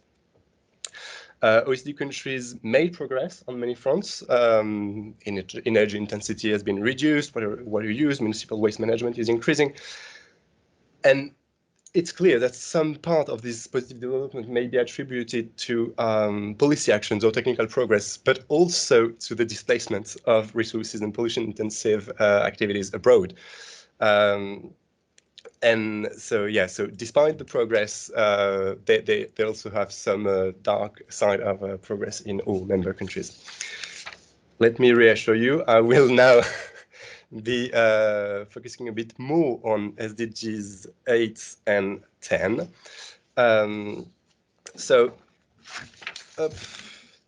Like that. So this is another kind of visual that we try to develop. And again, the idea, so we have one of those table or butterfly figure, I don't know how to call it, for every single goal. The idea is to present both the current level of achievement, whether or not OECD countries are close to achieving their targets, but also trying to understand the path they're following, whether they're progressing, whether they are progressing and quickly enough, or whether they are stable or even going away from the desired level of achievement.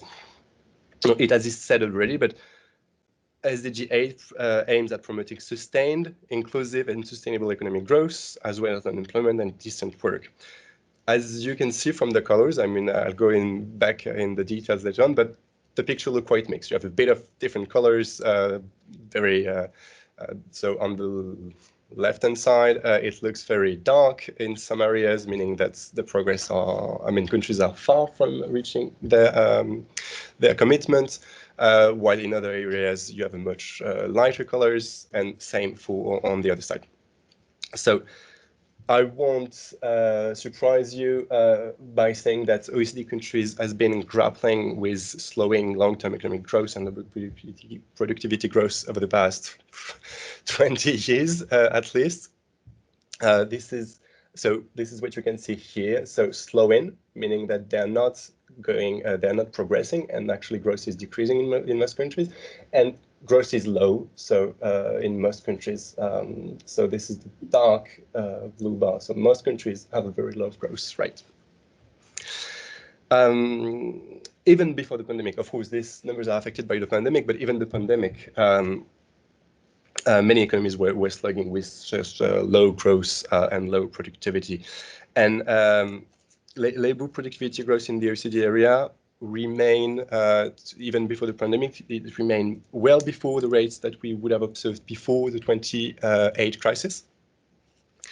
And in many countries, labor markets have featured subordinately high long-term unemployment, if employment may be contained in some areas.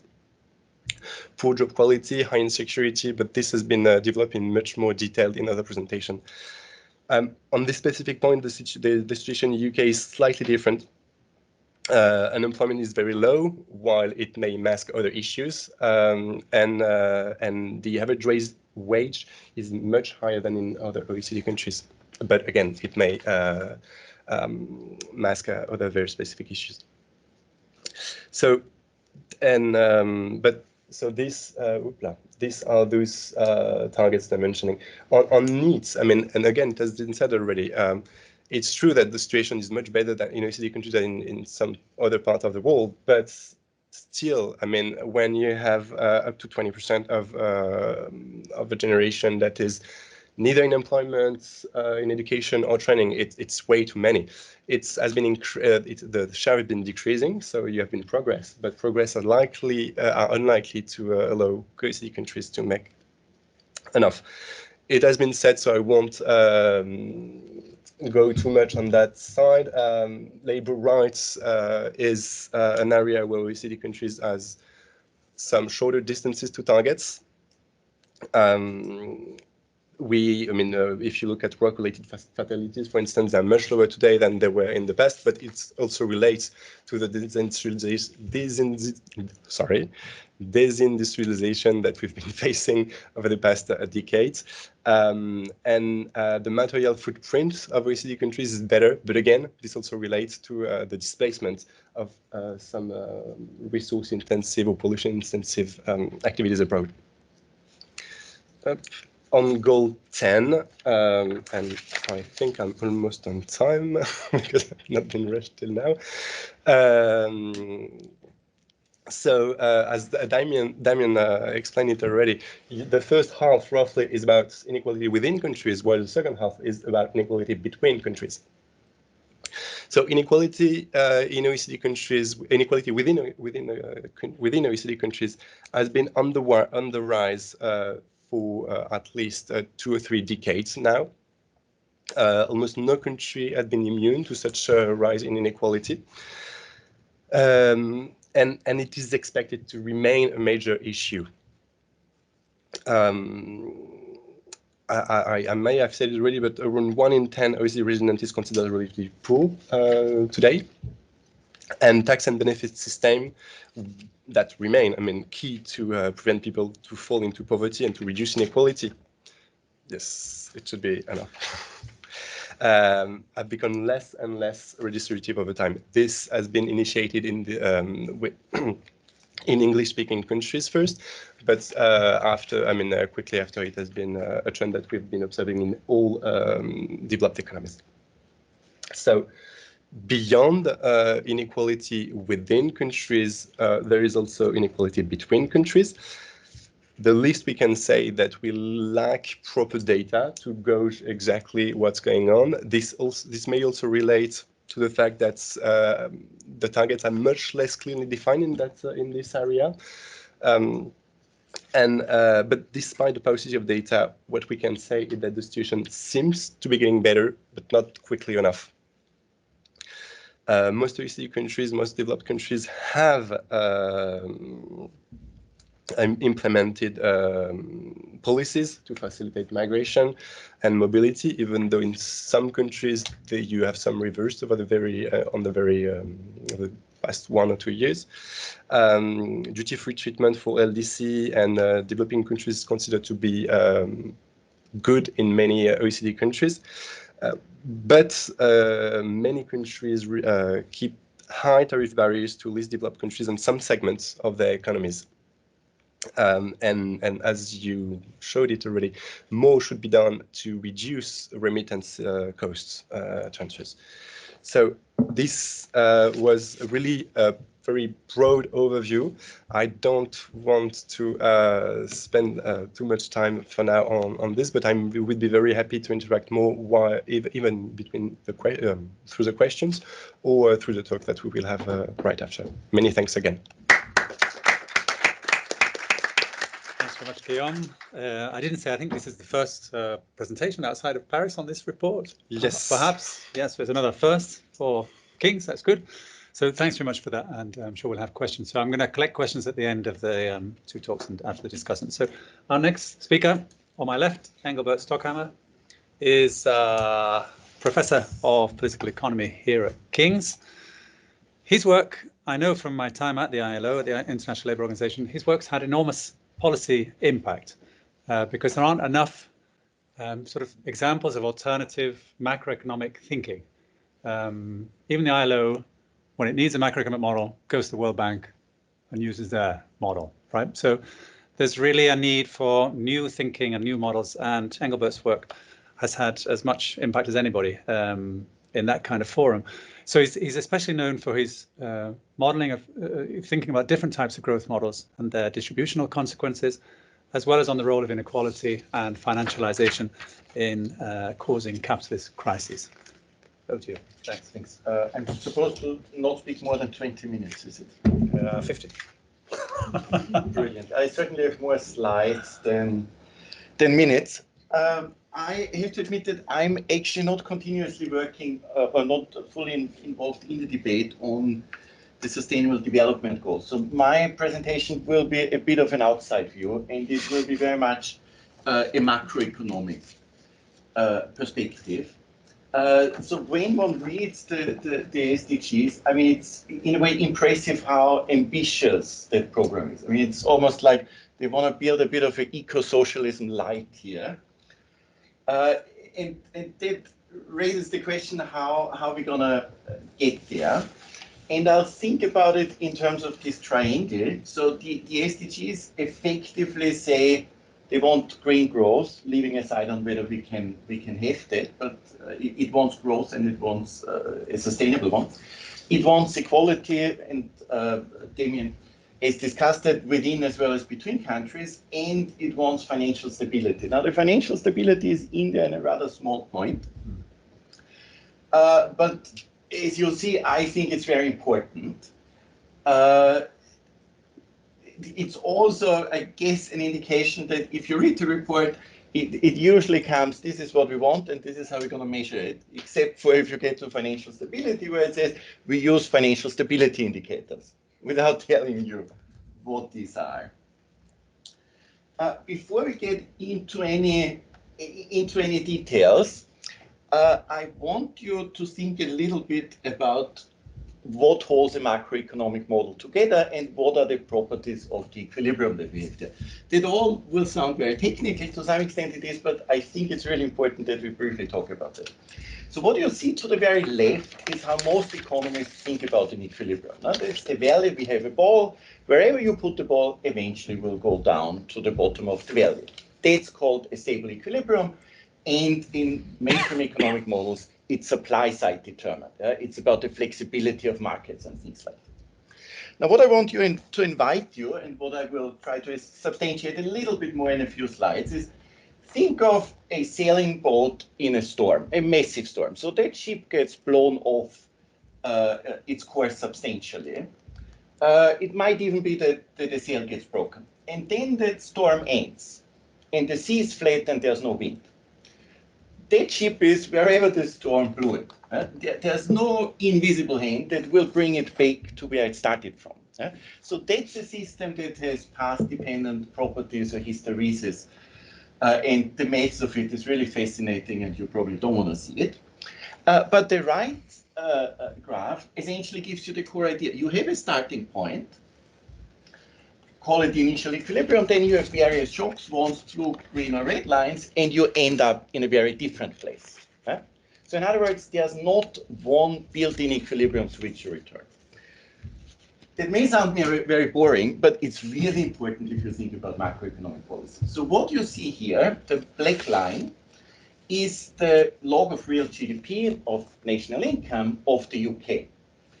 What you see in the blue and red lines is the trend growth that you had before the global financial crisis. 1, 10, 20 years, don't worry about the red and blue, they look very similar anyways.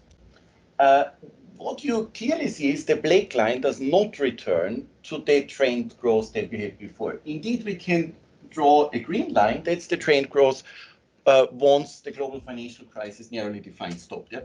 That's completely different.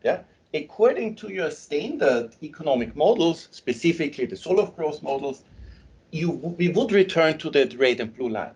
We are not. That means that the shock that we had, the income loss, is gone. We are not making that up unless there are specific policies. And the shock that we are talking about, this is not small. We are talking about cumulatively 12% of GDP. That's more than 10% of your annual income. That's just gone. Now, so the big message here is there's no supply-side determined equilibrium to which we are happily returning. So if you know something about labor markets and macroeconomic policy, one concept that's closely related is the one of an equilibrium rate of unemployment. Technically, the NAIRO, you may know it as the natural rate of unemployment. And the OECD, the IMF, the European Commission annually publish the data on what they think the NAIRO is. These models are based on the assumption of what we call an exogenous NAIRO. In other words, actual unemployment does not impact structural unemployment, equilibrium unemployment.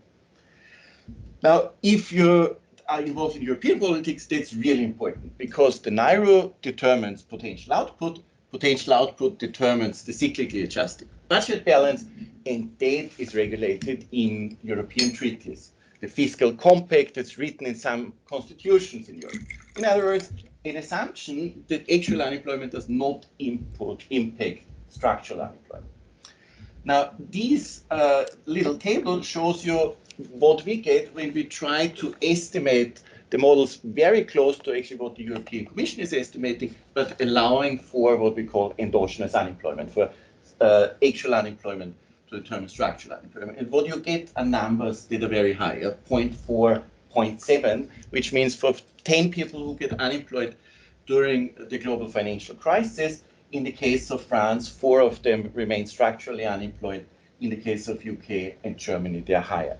So that's a mechanism of path dependence. Now, I don't have really time to go over that slide, so let me cut the short story. Much of mainstream economic policy, and that's clearly formulated pre-crisis, essentially assumes that whenever there's a shock to the economy will return to its equilibrium. That's because that NAIRO serves, that equilibrium unemployment serves as an anchor. So we're going back to that. And that has strong implication of how you want to use fiscal policy and how you want to use monetary policy, because in that framework, fiscal policy can never have a positive long-term impact on the economy. Why? Well, because we're anyways going back to the supply side determined equilibrium. And same for monetary policy. And that's what I want to take issue with. So first, I want to talk a little bit about growth and the state.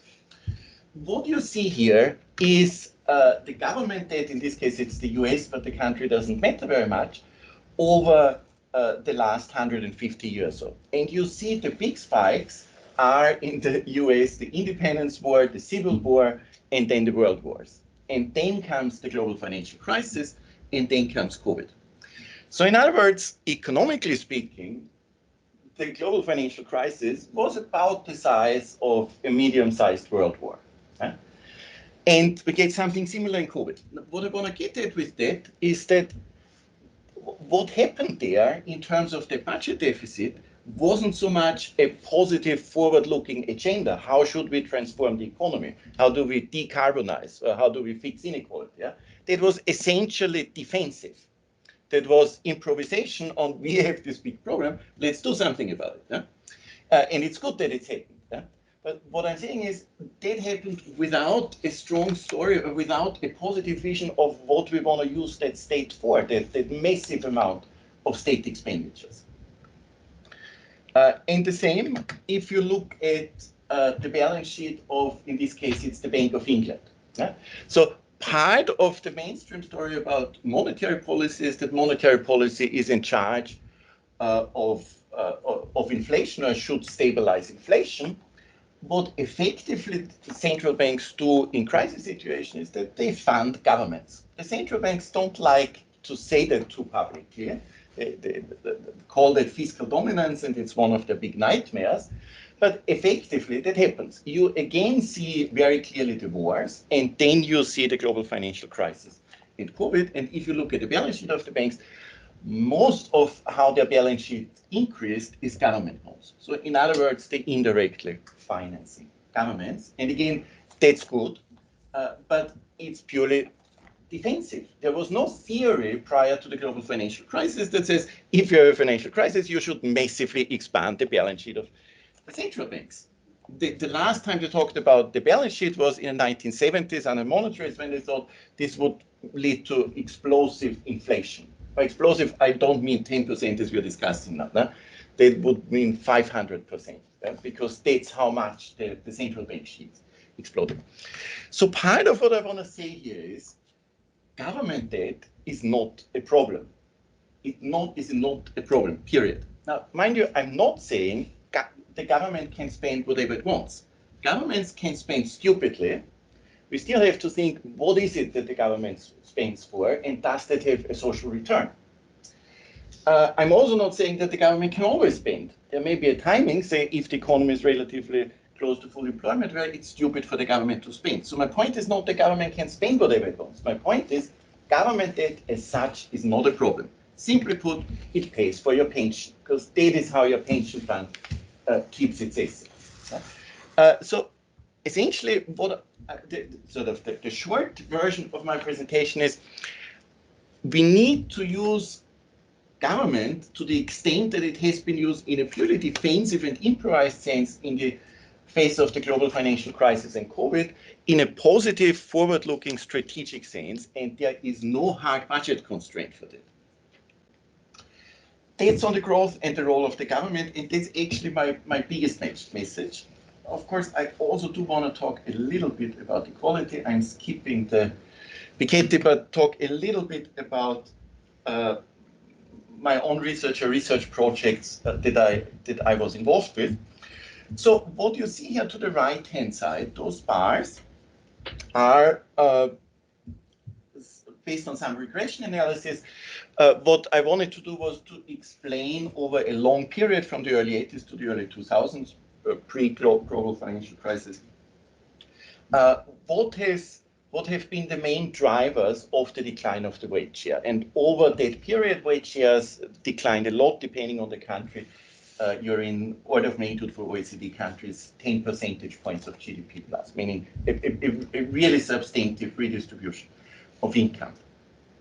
And what I'm finding there is that financial globalization, financialization has had the largest impact, followed by welfare state retrenchment. The aspects that you'll find in much of the OECD and IMF studies, globalization and technological change, do have negative impacts, but in my view, not as large. The welfare state, I should say, in practice, most of that is human density. The actual indicator has some other things in there, but the most important one is human density. The financial globalization we're measuring essentially via cross-border financial flows and financial assets abroad and financial liabilities abroad.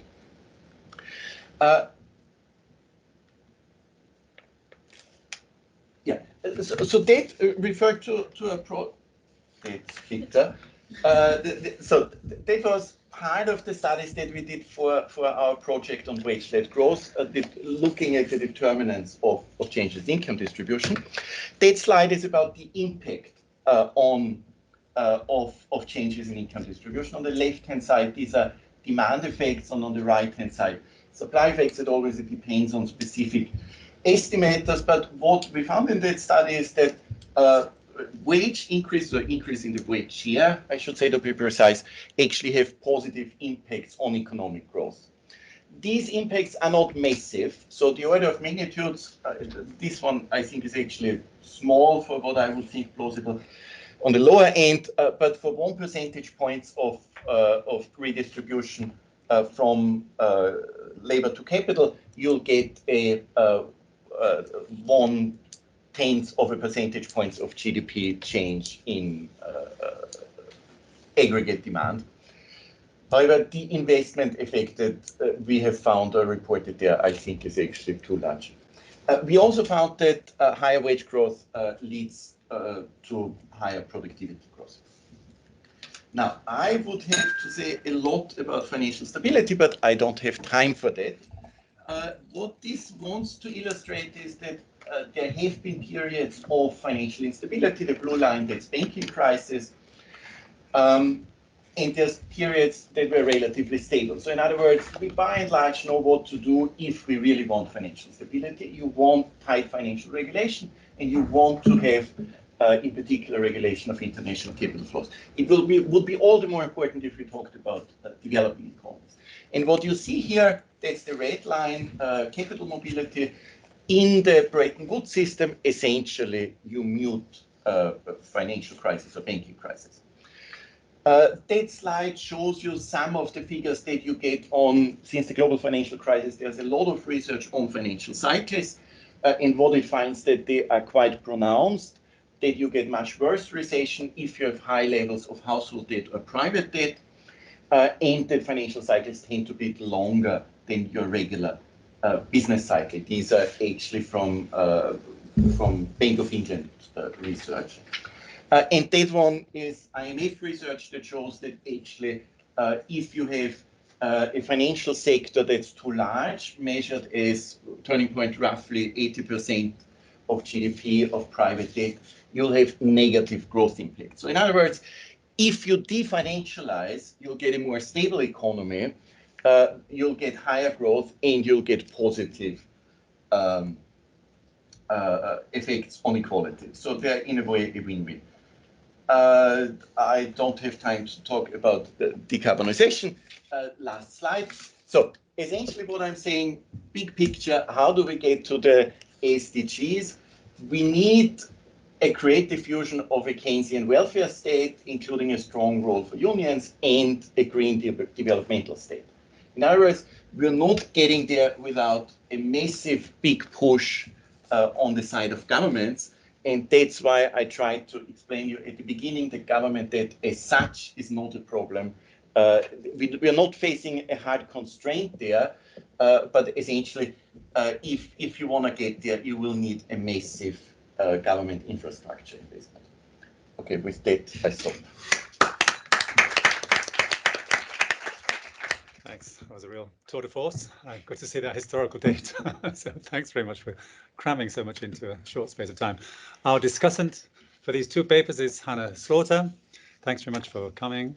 She's senior economist at the Resolution Foundation, which is, I think, perhaps the most successful independent think tank in the UK, which focuses on improving the living standards of people in the UK and low and middle incomes. If you listen to the radio any morning, evening, you'll hear them mentioned. They really are really punch above their weight, given how small the foundation is. Hannah's a labour market expert and has contributed many insightful analyses of the changing pressures brought by COVID-19 and the gradual easing of restrictions, including picking out, I've enjoyed her work on the sort of inequality effects for women, parents and young people. I look forward to hearing what you've got to say, Hannah. Thanks. Cool. Thank you so much. And thanks, Guillaume and Engelbert, for really interesting presentations. At the Resolution Foundation, these kind of SDGs are really core to the work we do. Inequality and decent work are very much our bread and butter, and we're in the middle of a 2-year collaboration with LSE looking at kind of the UK's economic model and preparation for change. So the inclusive growth angle is also really relevant. I think my perspective is more UK centric than my panelists. So I think that might come through. But and I should also say I'm not a macroeconomist, so I will leave intelligent questions about Engelbert's modelling to the audience Q&A. But just to take each of the SDGs in turn, I mean, Engelbert showed kind of really clearly how we've had such sluggish growth in the economy in the UK since the financial crisis, and I think that's true of other countries as well. And even though we've kind of had a very quick recovery from the sharp drop in GDP during COVID, we've basically rejoined a path of quite slow growth. And the one thing I did want to pick up that Engelbert mentioned kind of green growth, and Guillaume also mentioned the kind of link between the environmental SDGs and the ones we're talking about today, around kind of green growth and kind of the challenge of net zero, and kind of the challenge of adapting to it, but also the opportunities that can bring, and how we can best kind of adapt to that. It's obviously not a silver bullet, and we need to kind of make sure that we're helping make sure that the costs are shared fairly as well as the benefits. But I'd be really interested in thoughts of kind of how best to do that, and what are the kind of things that you need to take into account to make sure that kind of helps to promote inclusive growth. And then on the kind of more labour market side, so obviously during COVID, we did have some impact on the labour market to a different extent in different countries, depending on the kind of policy responses. Now, where we stand today in the UK is that we've got kind of really low unemployment, I think the lowest since 1974, but we've also got a lower employment rate since than before the crisis, and that's because participation in the labour market has fallen, so we've got a smaller workforce. I think Damien mentioned at the very start of today's workshop that there's lots of different measures that you can look at to measure the strength of the labour market. So, I mean, firstly, I'd be really interested to hear about kind of other measures that people think we should be focusing on, but also, as Guillaume brought out, kind of looking at subgroups, so looking at young people through the NEETs measure, looking at the outcomes for women, but any other kind of groups that we should be focusing on. And I think the UK has been really interesting internationally in that we've actually seen a rise in participation in the labour market among women since the start of the COVID crisis, in part because of remote working, helping caregivers balance work and childcare, in part because people are working more to make up for income hits. So I'd be interested in the kind of how that matches up with other countries. And then on the kind of other aspects of employment, kind of touched a bit on pay, and obviously the previous section looked at kind of bargaining power and collective bargaining.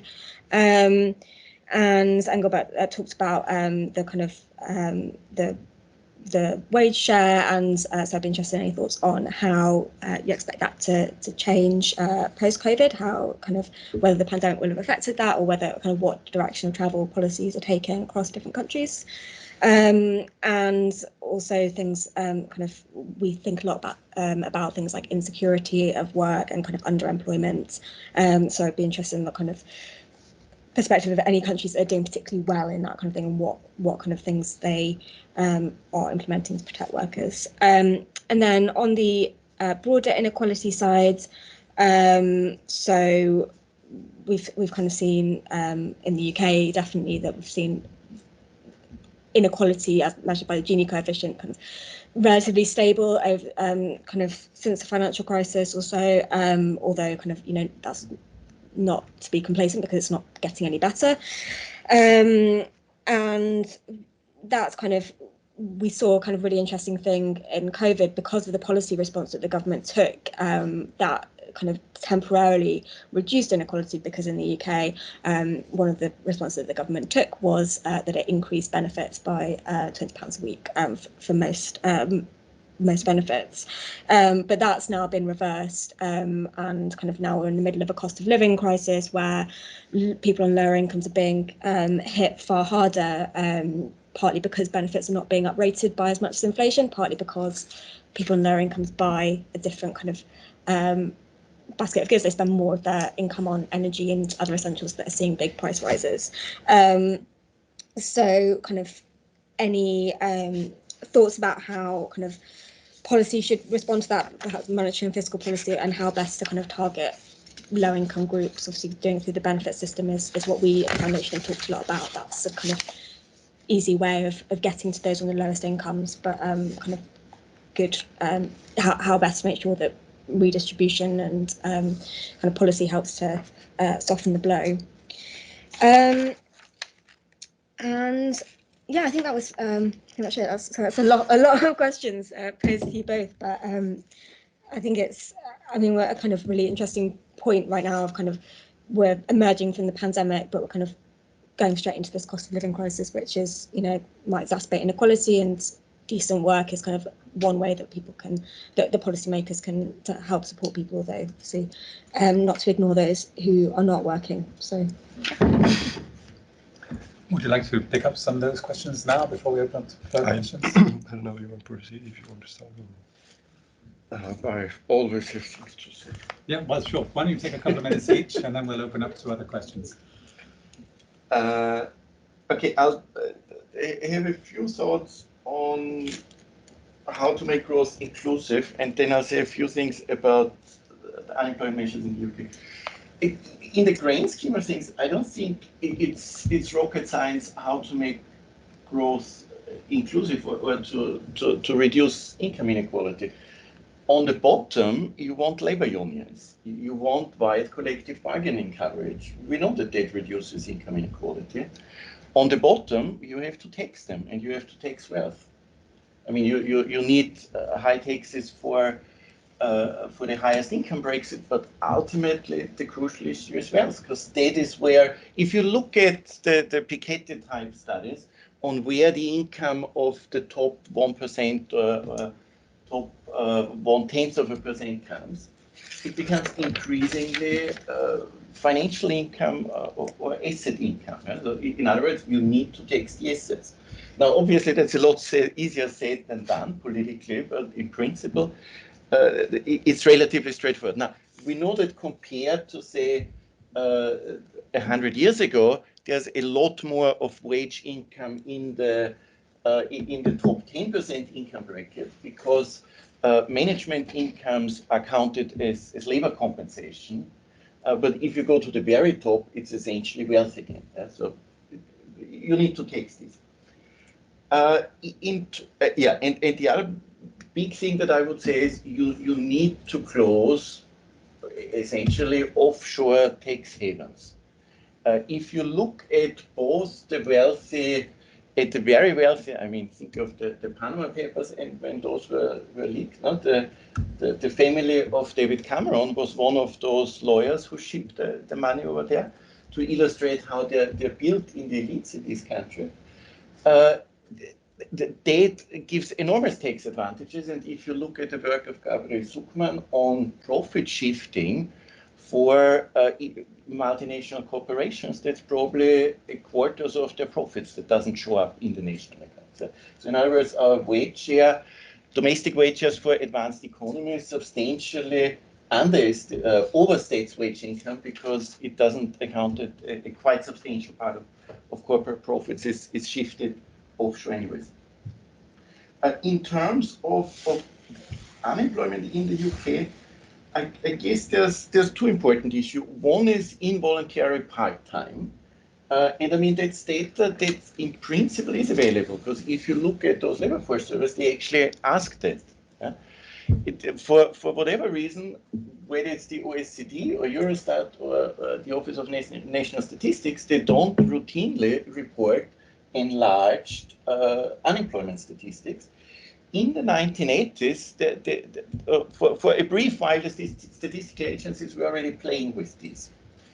The second big part, and I'm saying that because essentially the labor force survey asked in the last, I'm not sure, months, a week, did your work paid? And the minimum that you have to have worked is 1 hour. And so it doesn't capture. The second big part for Britain is essentially the involuntary self-employed. Britain has had a very substantial increase in self-employment, in particular in the context of the global financial crisis. And I think the data that I'm referring to are essentially Resolution Foundation studies. And more than 60% of those self-employed are earning below minimum wage. In other words, these are the Ubers and Deliveroos of this economy.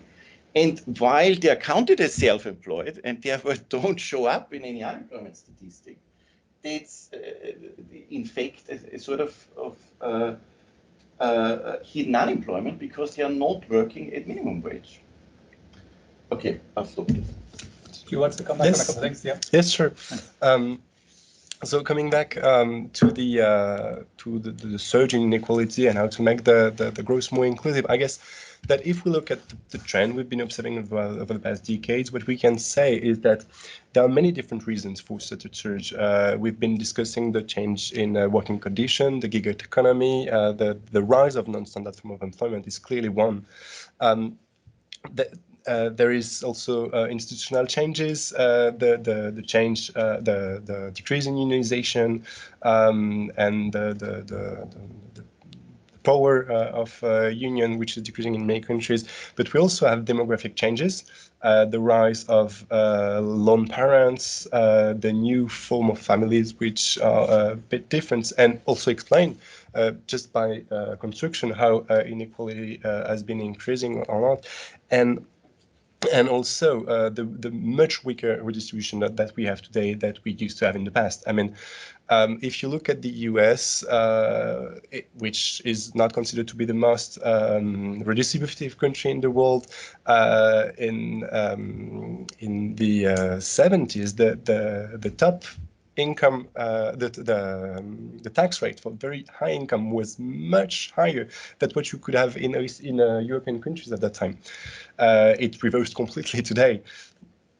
All this to say that the recipe, so to speak, is known. I mean, we know that we should have more design better and tax and benefit systems to have more efficient redistribution. We know that promoting the full participation of women in the labor market will make a huge difference. We know that fostering employment opportunities and strengthening quality education will make a difference. But it's true that all this has a cost, a political cost. It's not that easy, and this may allow me to go back to what I was saying with the three main challenges OECD countries are confronted with. One of them is trust between government and their citizens, and you wouldn't be able to pass any strong reform or any if you don't have a wide political support. One thing I like to mention, I'm not sure I agree when you said that OECD, IMF, or the Eurostat is not playing anymore with unemployment and the definitions. More and more, we're trying to look at not through unemployment, but through involuntary part-time workers. And this is something that we try to give more and more importance in a new stream of work that we call again, a kind of buzzword, the beyond GDP, the well-being measures. Part-time employment is really something that we're trying to, involuntary part-time employment is something that we're trying to push, and that is very important, especially in the context of the demographic changes, I would say. Yeah, I wouldn't be able to cover everything, but I try to give some. That's great, and good that we're getting corrected by policy experts. So that's good. That's the point of the exercise today as well, right? So we keep each other up to date with things. So can we open up for any questions that you might have for our two speakers? Yes, please, and do introduce yourself. Thanks. My name's Caroline Ericks, and my background's in financial services, specifically banking, both European and global banking. Thank you all so much for your presentations. They were very, very interesting and illuminating in some ways, particularly Guillaume's colourful statistics were very, very, very, very welcome. It was great to see. My question is very specific. It's about the central banks. Specifically, since you mentioned the Bank of England, I'll stick with the Bank of England. Do you feel, what's your opinion on the remit of the Bank of England? Do you think just focusing on inflation, is that a wide enough remit to facilitate a more inclusive and a well-managed economy?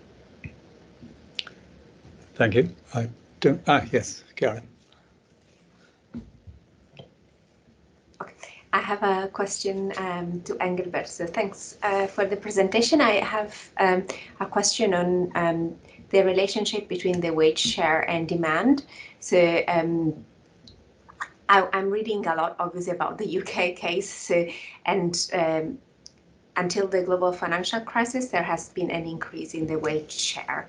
But at the same time, political economy scholars, they claim that there was a problem in demand, in internal demand, because the median earnings declined while the wage share was increasing because it was driven by top income. So I was wondering whether you also looked at wage distribution and demand.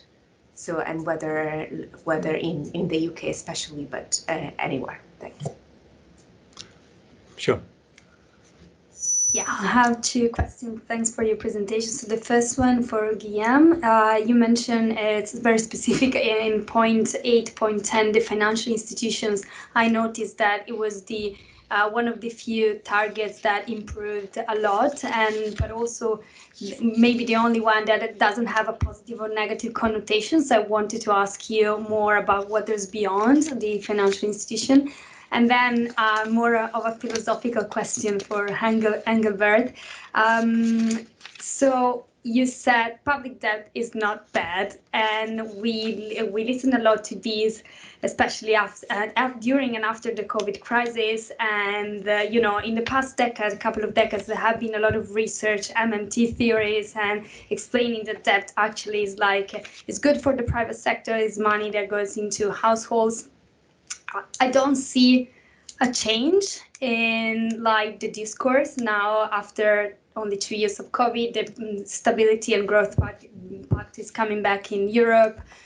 Probably in the UK the situation is slightly different, but actually doesn't seem much. So what are your thoughts about what do we need more to change some of these perspectives in the managing of it? Sure, at the back.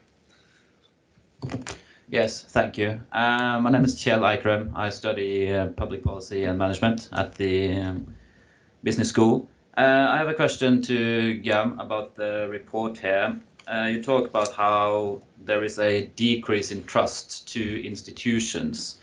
Can you say anything about how much of this we can attribute to the polarization of politics one has seen in many Western countries in the later years, and to what extent is this trend inhibiting countries from cooperating internationally in organizations such as the OECD, and has there been a trend over the decades where we can see sort of a decreasing trend due to this lack of trust to where it's more difficult to cooperate internationally today than, for example, 20 years ago? Sure, my question here. Yeah. Oh, sorry, behind you, Matt. Sorry. Sorry. And then you can come in if you want. Gabriela Gutierrez, I'm a lecturer in international management here at King's Business School. My question is for Guillaume, and I guess Engelbert covered the role of government and how we get there in these SDGs, but we know that multinational corporations have also been positioned as key players in achieving those SDGs. So my question is more on the data that you present and how you are you able to disaggregate the contributions of multinationals in these indicators? And I guess we know that there may be positive contributions, but also negative impacts. So not necessarily, contributing towards achieving those SDGs, but whether there is whether you are able to capture those things in the data.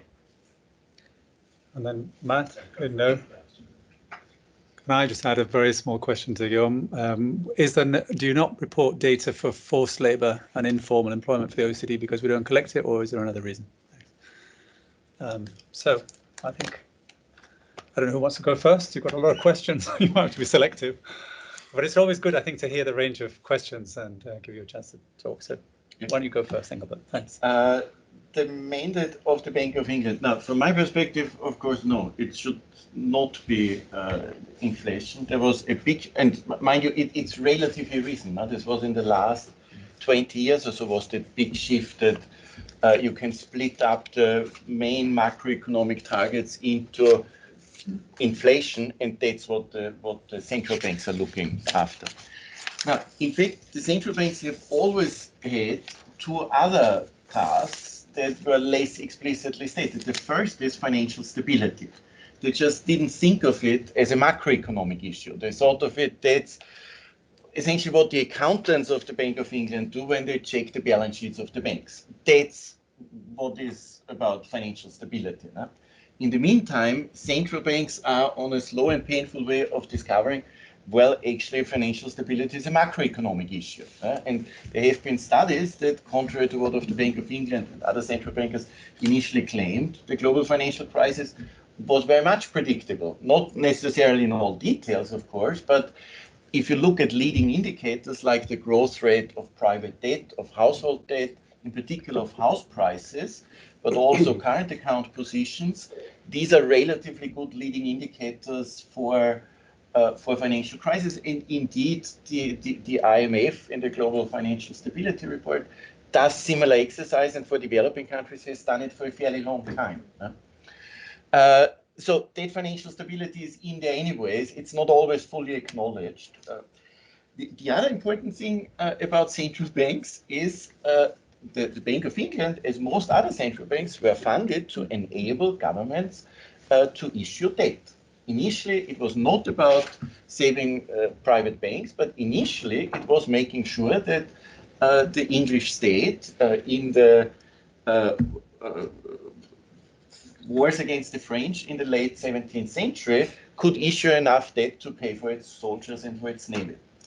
And that is something that has been rediscovered in quantitative easing. If there's a serious crisis, central banks have to finance their governments. It was most painful, of course, for the ECB, because the ECB very long did not want to do that or wanted to attach conditions to it, whereas the Bank of England or the Federal Reserve didn't have the notion that they could attach conditions to buying government debt from their governments. Now, the tricky part is when it comes towards greening the economy. So what I'm saying here, these are things that have always been part of the remit. They just were not made explicit, but they've always been there. And if you ask them, the central banker knew, but they didn't want to talk about it in public. Where things get tricky, if you think about greening or decarbonizing the economy, that would mean things like the Bank of England not accepting balance sheets of banks that lend too much for fossil investments. That's something that's not straightforward how to do it, but yes, that is something that would have to be in there, because essentially the financial sector, the commercial banks, are directing investment.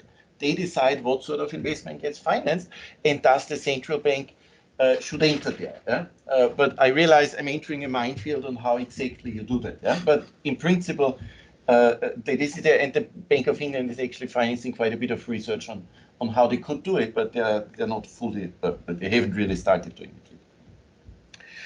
it. Second question. Yeah, I don't know if just be a bit more short on the other two questions. No, it's all very interesting. Chiara, wage share versus minimum wage. Yes, that's a problem for Britain. It's also a problem for the US. We played with it. We didn't find. We used the Piketty inequality indicators. Didn't find very neat results. Thus, they are not published.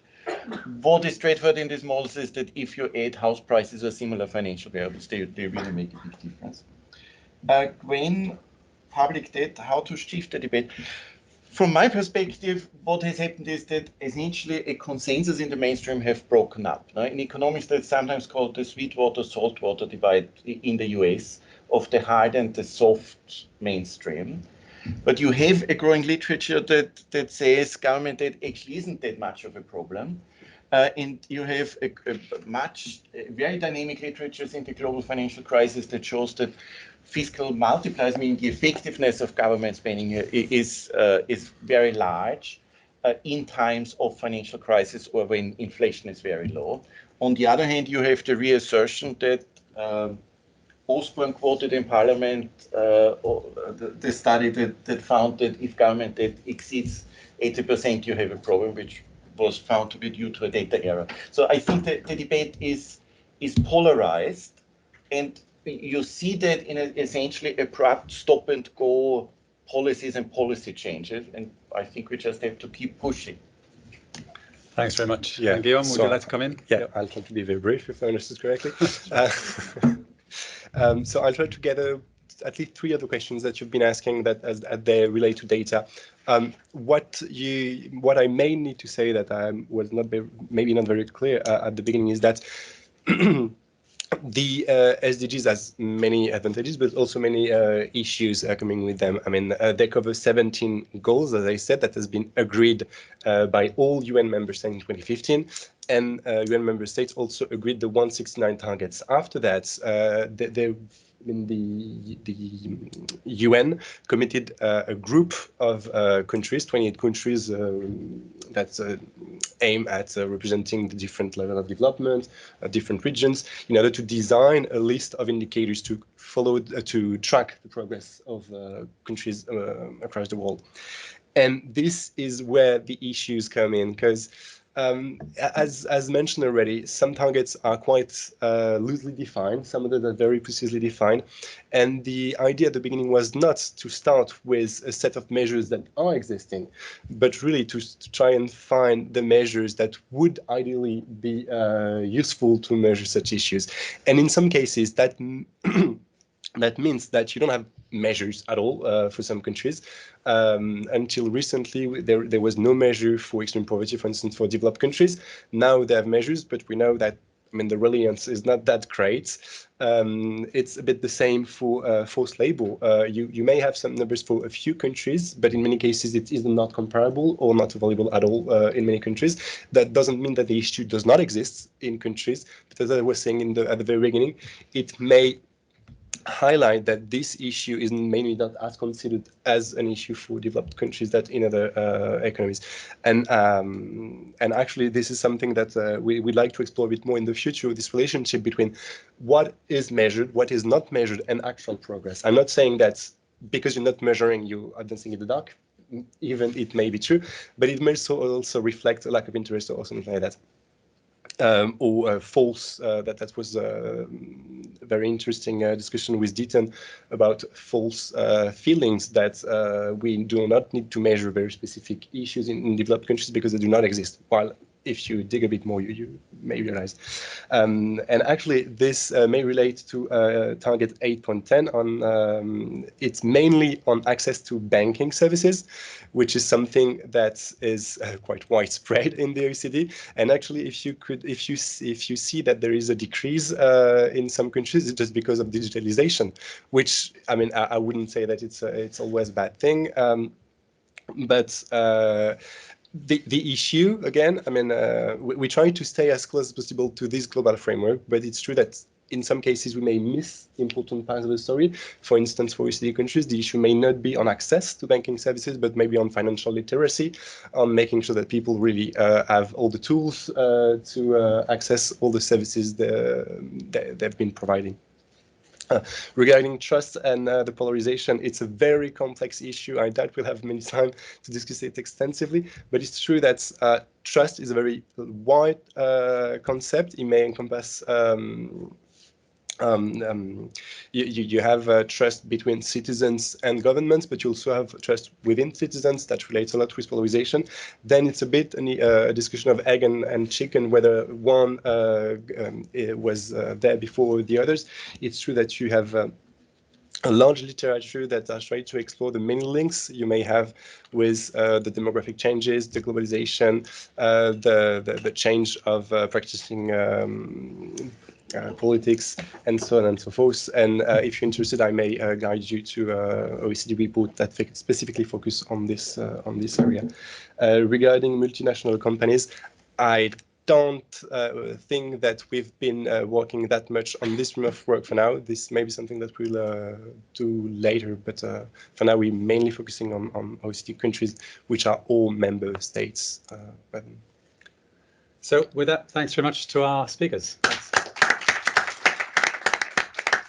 So if we're going to ask for we're not going to have a break now. We're going to go straight into the policy panel, if that's okay. So can I invite our 4 policy panelists to join me here?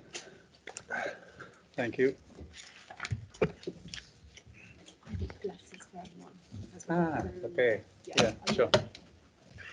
Thanks very much. Yeah. Oh, of course you're staying here, aren't you? We actually have name badges for this one. May as well use them. Where's Kate? There. Thanks. Lindsay. Thank you. Dora. There you are. Great.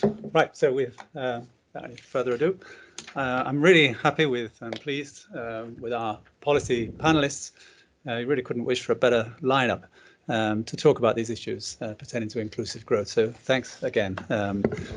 I'll introduce everybody first, and then I'll get cracking with the questions. So let me just first do the introduction. So Kate Bell on the far left here, many of you may know, she's the head of Rights, International Social and Economics Department at the TUC. I suppose that's RISE, is it? RISE and WISE on the panel. You have WISE as well. Well, you see, you should get together with Guillaume. For RISE, it's a very apt sort of acronym, I think, at TUC. And Kate leads the TUC's work on employment rights and on promoting inclusive social and economic policies, and was one of the brains behind the UK's very successful furlough scheme, which was a really surprising and positive example of the government working with trade unions. So thanks very much, Kate. Lindsay Judge, on my left here, is Research Director at the Resolution Foundation. I think I've already sung the praises of the Resolution Foundation. And Lindsay directs the Foundation's work on issues of housing, labour markets and people's lived experiences, among others. So thanks to you, Lindsay. Dora Sari, I've already introduced. You've already heard from her, so you know she's from the ILO, and she co-authored the wonderful new flagship on social dialogue. And Guillaume, of course, you know as well. I've already told you he's a senior policy analyst at the OECD and co-authored the new report, which we've already heard from. So what we did was to write to our policy panelists in advance, and so they've had lots of time to do this homework, and we said, well, we're going to ask you the same first question, and then we've tailored a second question, so they're responsible for their own second question. So if they can't answer it, it looks even worse. So the first question, if I can start perhaps with you, Kate, given your work at TUC and in light of the discussions this afternoon, where do you think the main challenges are in reaching and achieving SDGs 8 and 10? Thanks. So thanks so much for having me. I'm going to focus on the UK basically, because that's where most of our work is, although of course we lead on international as well. I think what I want to say about the challenges reaching them in the UK is that the government doesn't really understand this insight and doesn't really use this as a framework for policy making. So I think everyone's shown really clearly today that decent work is critical to SDG 8, but also to achieving SDG 10 as well. It's critical both to achieving decent work for everybody and to achieving sustainable and inclusive economic growth and tackling inequalities.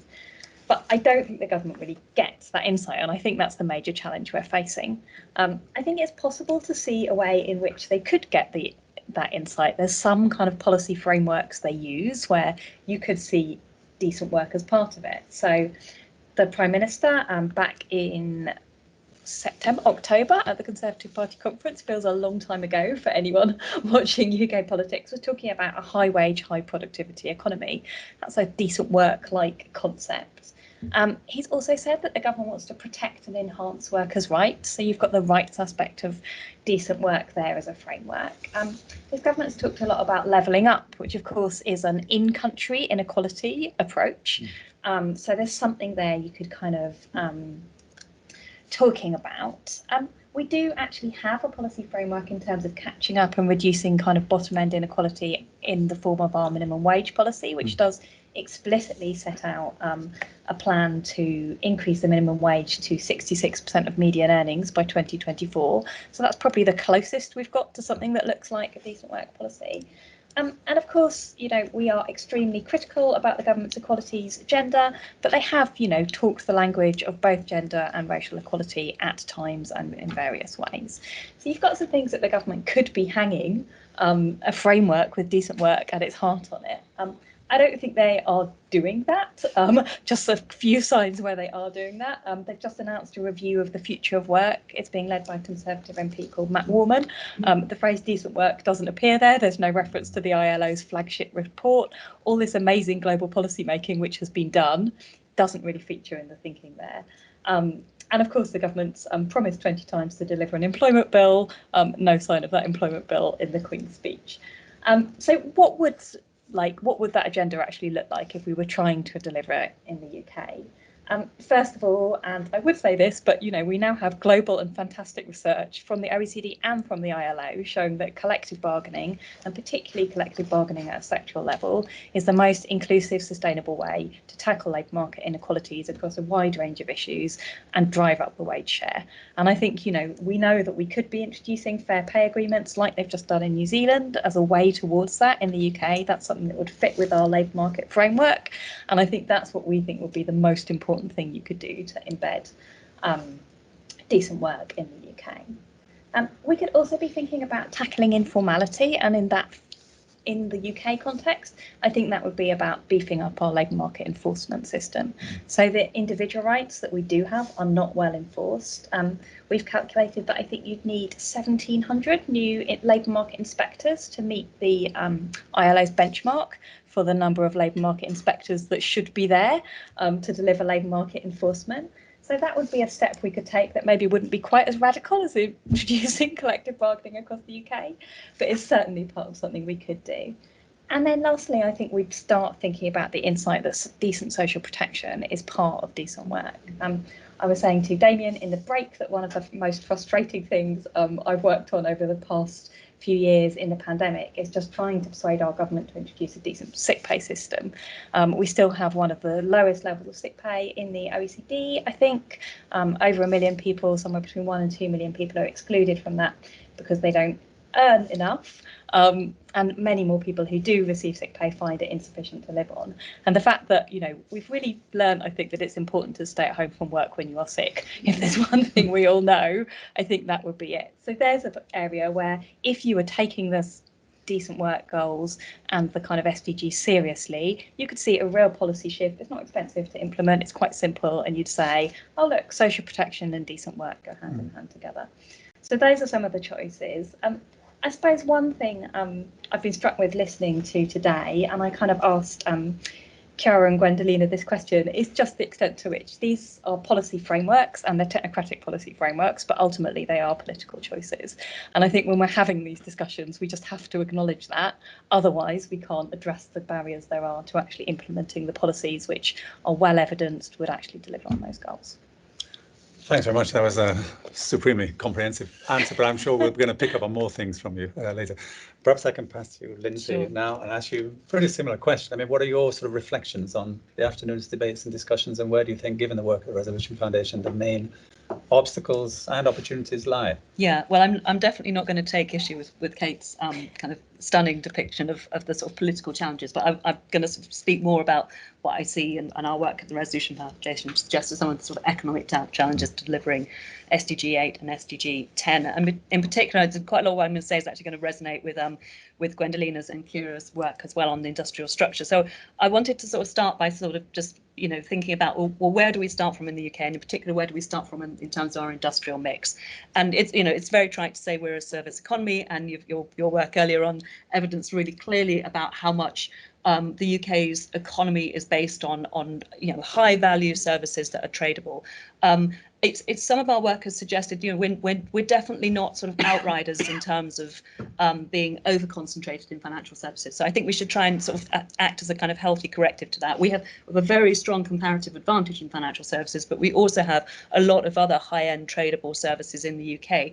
And if we look at that picture historically, and indeed if we look across the OECD, we can see that the kind of sectoral disaggregation within the UK is very sticky. So in other words, despite the picture you get of the kind of decline of manufacturing, it's actually very hard to change sectors in a very significant way, and it takes a very long time. So I think we have to kind of work from where we are currently and think about what that looks like in terms of a growth strategy going forward. That's not to dispute that there are, that path dependency can't be overcome, but we are starting where we're starting from.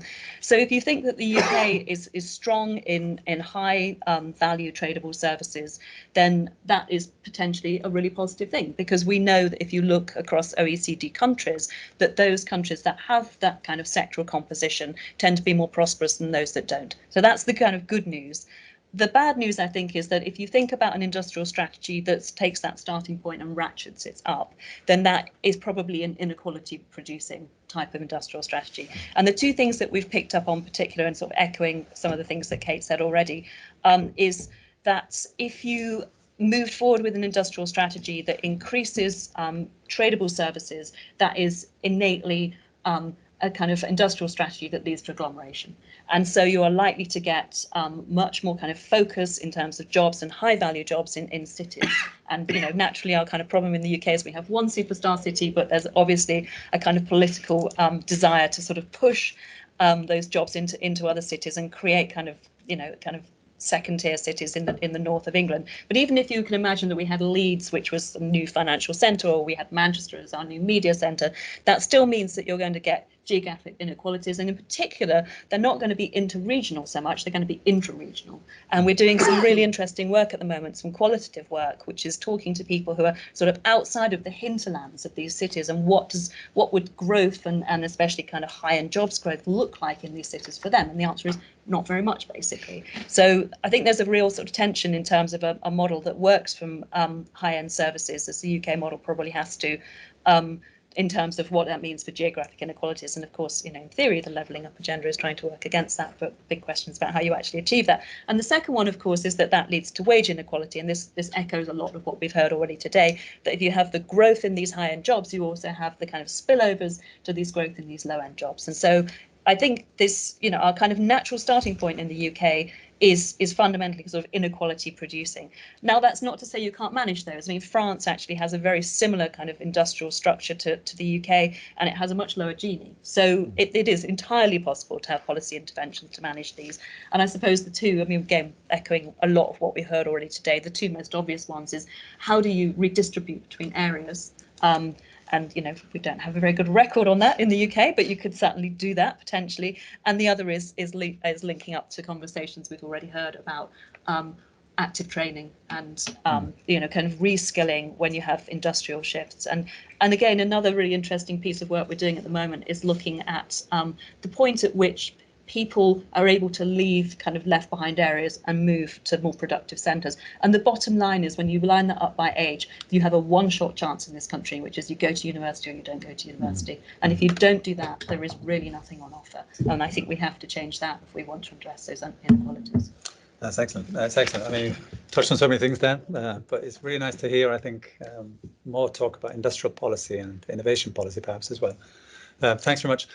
Dora, if I can turn to you with the same question, if that's all right, to get your sort of initial reflections on the day and what's holding back, I suppose, international progress in achieving SDGs 8 and 10. Thanks. I mean, I think it was really reassuring to hear that across all the speakers, other speakers, there was a broad understanding and agreement that one of the key to the overall solution is really about trade unions and collective bargaining practices. And the data that we are looking is global, so we have sort of more complex understanding in that the types of violations that occur. And I think in the context of the SDGs, one of the first problems starts with the fact that many of the countries are still not selecting in to SDG 8A2 to report on. So they still do not want to sort of come forward with the current situation in their own countries, and they do not understand that the UN Development Agenda is a human rights-based agenda. And I think one of the challenges is really to actually get that finally in the policy discussion, that it is starting with the human rights and the protection of those rights, and workers' rights are human rights. I do think that so that's sort of the rights part of it. I also think that we have to work hard on changing our understanding of what collective bargaining is and moving away from that usual discussion that if we involve unions, if we sit down at the table, that would lead to wage increases, and then wage increase would ultimately lead to unemployment. So that framework is still very prevalent, I think, in the discussion, and that clearly creates an obstacle for unions to exist, to come to the table, to be taken seriously, and to bargain. And we have to grow more understanding of what integrative bargaining really means, how we can actually ensure that there is a win-win solution, and so that people would finally look at bargaining and collective bargaining in that continuum and not as a win-lose continuum. I would also say that there is more discussion to be taken of what is sort of high road development agenda, and in terms of like how we also think about collective bargaining, and what Kate also referred to, how we move from the enterprise level to the sectoral level and sort of really strengthen the capacity that collective bargaining can have there as the most inclusive form of collective bargaining. And in that, I think we also have to go back and think hard about the policy recommendations that were given out by the Troika as well. We've seen the damaging impact it had in some of the countries in Greece or in Spain, where there was a very massive move from the sector level collective bargaining to a disorganized decentralization, whereby really the enterprise level collective bargaining took over and not complemented the sectoral level bargaining. So I think these are some of the main challenges that we are grappling, and it's really a shift in the mindset, I think, where it has to start. Great. Thanks very much for that international perspective, and I'm sure now we'll get an OECD perspective. Yeah, same question. Yeah. Same question. Thank you very much. First, maybe I may need to stress that, interestingly, I don't know, but goals 8 and 10 are among the goals where OECD countries have least progressed over the past 2 decades. In many areas, I'm not saying that gender equality has been achieved, but there have been huge progress. Climate change is not achieved either, but there have been huge progress in decoupling energy and economic growth. In the case of goal 8 and 10, the least we can say is that we did not face such many progress. Growth is sluggish, inequality is on the rise, and again, too many people are left behind. We said it already. We discussed some of the main reasons that may explain such a failure. But what would be interesting is that to look at the other SDGs, and actually most part of the solution to address such challenges really lie in the agenda in itself. We mentioned that better tax systems and more efficient redistribution would be something to do. Look at target 1.3, which is social protection coverage, target 10.4, redistribution. We said that it would be interesting to have broader participation of women, migrants, and all dimensions and all the facets of the society. Goal 5 is on gender inequality. You mentioned that you've been discussing this last week.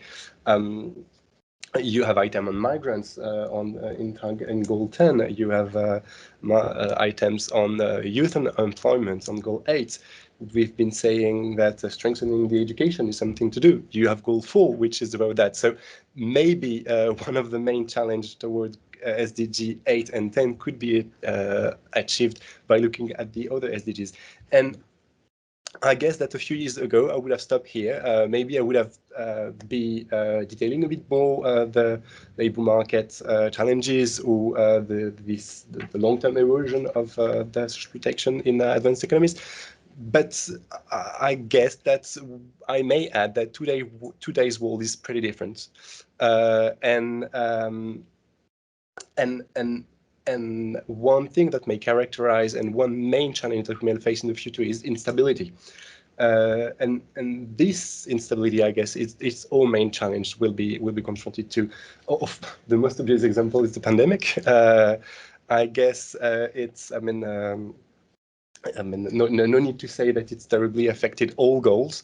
That in many cases progress have been reversed. by the unfolding of the COVID-19 pandemic since the late 2019. While the origin of the pandemic is still to be understood, the current processes we're facing, deforestation, natural habitat degradation, fragmentation, and all the things are conditions that make interspecies leaps and zoonotic diseases easier. So this may be something that we may need to prepare and to be resilient with. But the COVID-19 pandemic is not the only cause of disruption, of instability that has been affecting our life and jobs over the past few years. There have been huge wildfires. I mean, in Siberia, in the US, in Australia, in Southern Europe. We recorded unprecedented heat waves, floods, droughts, extreme cold weather, and all over the place. And this is also a challenge that will affect our life and jobs. Such extreme events cause thousands of fatalities, but also destruction of property, destruction of economic activity, and are thus direct challenges to goals 8 and 10.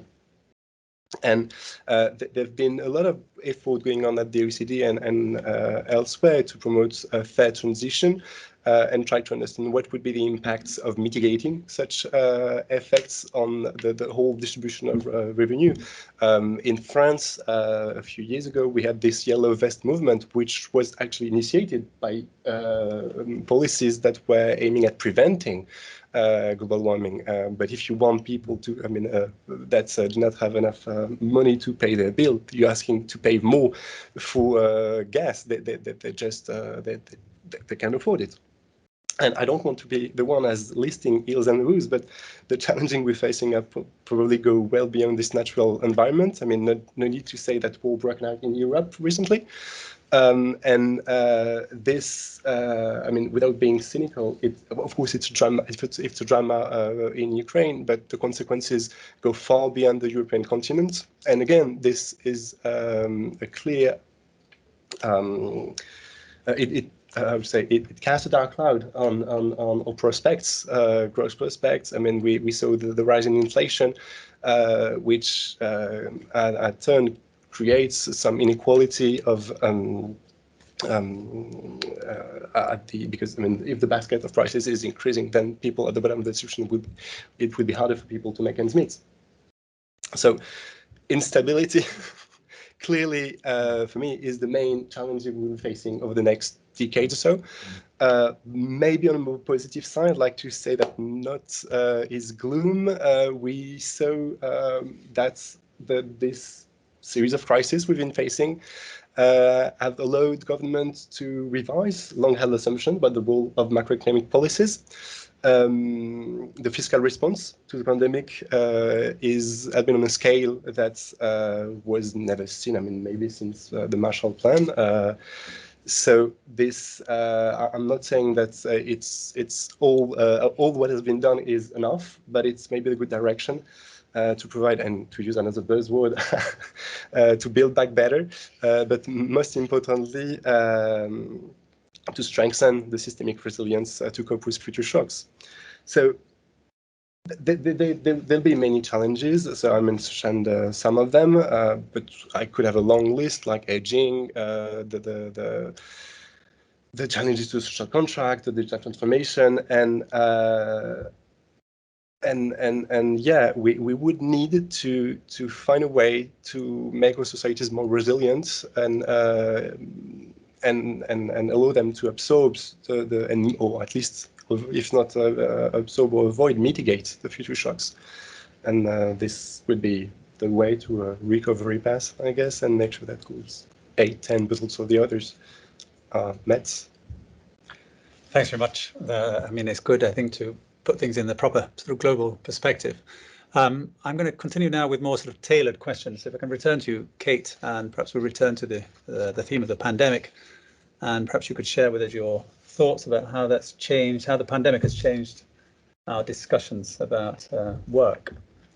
Yeah, I'm just listening to Guillaume. I'm thinking one of the things the pandemic did was distract attention from the necessity of tackling climate change.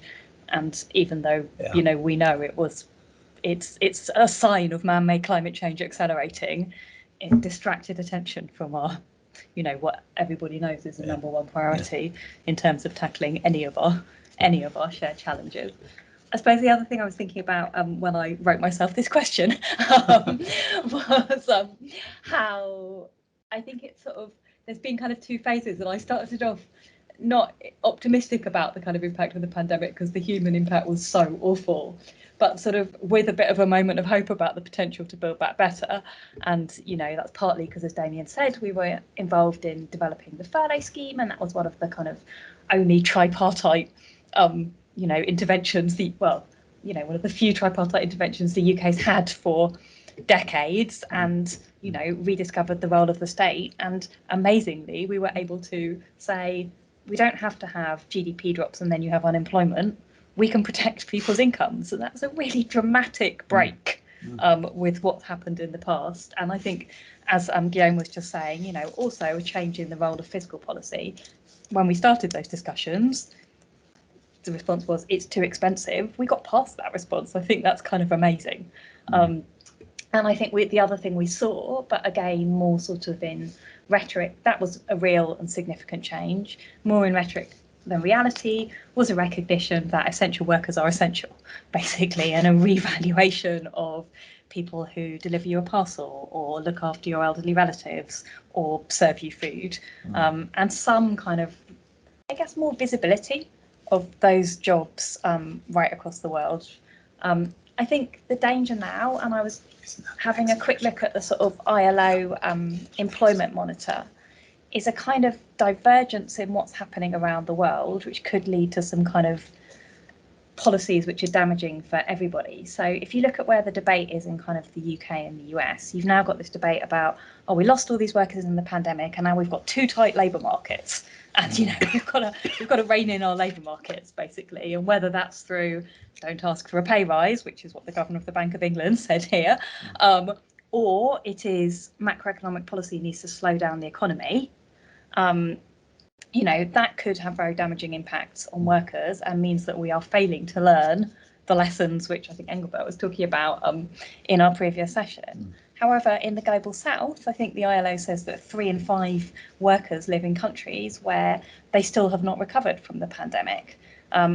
Those workers have become invisible. We no longer feel like we're in this together globally. And the macroeconomic policies responding to that kind of heating up labour market will have massively damaging impacts on those workers in the Global South who have not yet recovered. So I think we've got this big risk of kind of diverging fortunes, and once again kind of the interests of those in richer countries. I think, obviously we do not think there is a risk of a wage price spiral, and do not think that the current problem is being caught, or the current site. We don't think labour markets are quite as tight in the UK as is being talked about, and we certainly don't think the cause of that is workers having too much power. But I think the risk now is that kind of divergence, particularly between kind of the global north and the global south. And that's a real challenge for us to think about collectively how we address that. No, thanks. That's really insightful. I think several things to pick up on, but I think for the sake of time, I'm not going to. I did think I would have time just to come back and forth a little bit more, but I'm going to move, if I may, to Lindsay.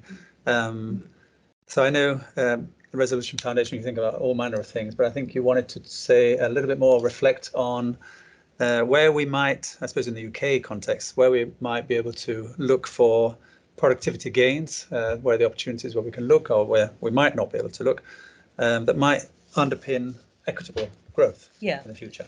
Thanks. I'm also wondering why I asked myself this question, but anyway, it's partly because it allows me to talk to some colleagues' work, both of which I think have got very sort of interesting outcomes. So, it goes without saying that the UK has a dire record on productivity, right? Both in terms of levels and in terms of change vis-a-vis comparable OECD countries. So, if we want better returns and we want wage growth, then we've got to look for productivity gain somewhere. And I think there's a really fascinating piece of work that was done by a colleague, which I wanted to share, which tells us somewhere I think we can look for productivity gains, which is we've been doing quite a lot of work on firms, which is quite new for us actually, because we're mainly about households. But one of the things that we've noted about the UK is that we have a very long tail of poorly performing firms in the UK. And so, one sort of possible policy response to that is to think, well, let's up the productivity of those firms. But those firms actually are quite small and they're often not producing a lot of output. So if you increase their productivity, on aggregate, you wouldn't really get very far. So that leads you to a sort of question of reallocation. How do you basically reallocate resources and labour in particular from those poorly performing firms into better performing firms? And we've been talking a lot about that, and I think we've come to the conclusion that one of the most obvious ways to do that is to just improve labour rights. Because if you put higher labour standards in place, then those poorly performing firms will basically be squeezed out of the market. So you kind of get this sort of win-win where you get a better deal for workers in terms of rights and pay, and you get rid of the poor productivity firms, and you drive those kind of you get the hopefully equitable growth hand in hand. I would say this, wouldn't I, because I work a lot on labour market enforcement. I think one of the key sort of risks with that strategy is, of course, that what happens is lots of firms evade labour market rights, these improved labour market rights. So again, Kate talked about the employment bill, and we've all been waiting forever for that one. So clearly, if you were going to legislate and you did improve the kind of requirements on firms when it comes to labour market rights, then you'd need to do something on the enforcement side as well. So that's the kind of positive news, I think, of where we can look for productivity gains. I think where our work is telling us, and again, this is coming a lot from our qualitative work as much as from our quantitative work, where we are very unlikely to look for good productivity gains, or certainly anything more than marginal, is around increased work intensity. So we've done some really nice work that's been looking at talking to people about the kind of qualitative or the kind of hedonic experience of work in the last couple of years. And just to give you a couple of stats, so the share of employees, this is UK Skills and Employment Survey, share of employees who report that their work is always or often stressful has risen from 30% in 1989 to 38% in 2015. And for particular groups, skilled manual roles like driving and care work, that's absolutely astronomical. They've got sort of more than doubled. The share of employees who strongly agree that their job requires them to work very hard has increased from 30% in 1992 to 46% in 2017. So, you talk about kind of regression. These are some stats that definitely speak to that fact. And when we kind of look under the skin of that and we ask people, well, why, what is kind of creating that? One of the things that comes out really strongly is that people are people have lost a lot of discretion within their jobs, and B, people talk a lot about the demands placed on them by clients and customers. And I think that speaks very much to the rise of the app and the rise of the review and all those different kinds of ways that people are working now, where they're having to be much more kind of monitored and surveilled, but not by their management, but by their clients and their customers. And I think that if you think about how these kind of like declining kind of well-being at work, if we want to look for productivity gains, flogging your workers harder is probably not the place to get it. Yeah. And I think that again it kind of leans back into the discussion around worker rights. But my final kind of thought, really, again coming out of another program of work we have, which is looking at the relationship between work and mental health, which has got some very interesting results coming through, is the kind of charts that we draw on those metrics are absolutely shocking, especially for young people. The deterioration of mental health and relationship with work is just it's almost kind of scary when you look at some of those charts. If we're moving towards a model where we're expecting more from workers and we're expecting to treat them more poorly, we are going to have health effects, and that is going to have kind of all kinds of social and economic consequences. Thanks. That's super interesting. It might be, I don't know, I like your line on productivity and getting rid of the poor productivity firms. Speaks a lot to the Swedish model, but it'd be great if you could say all that to the Productivity Institute up in Manchester. They don't talk very much about labour rights. Dora, over to you. So you've talked a lot about collective bargaining, and I think you wanted to reflect a little bit more on the role collective bargaining played during the pandemic and how it's helped both workers and employers respond in a constructive way to the downturn. Yeah. I will join the others to say that I wish I heard their responses, so I could just engage more a little bit their topic and response and not deviate too much. But I think just a few things I still want to pick up. I think what you said about productivity and labor rights, I think that's another important finding where we need business to finally get an understanding on that. Because I think that's been, again, an underlying sort of hindrance that they just don't see these two coincide with one another. And we have empirical research coming up in many aspects that just proves exactly that point. So I hope that there is a change in the business community.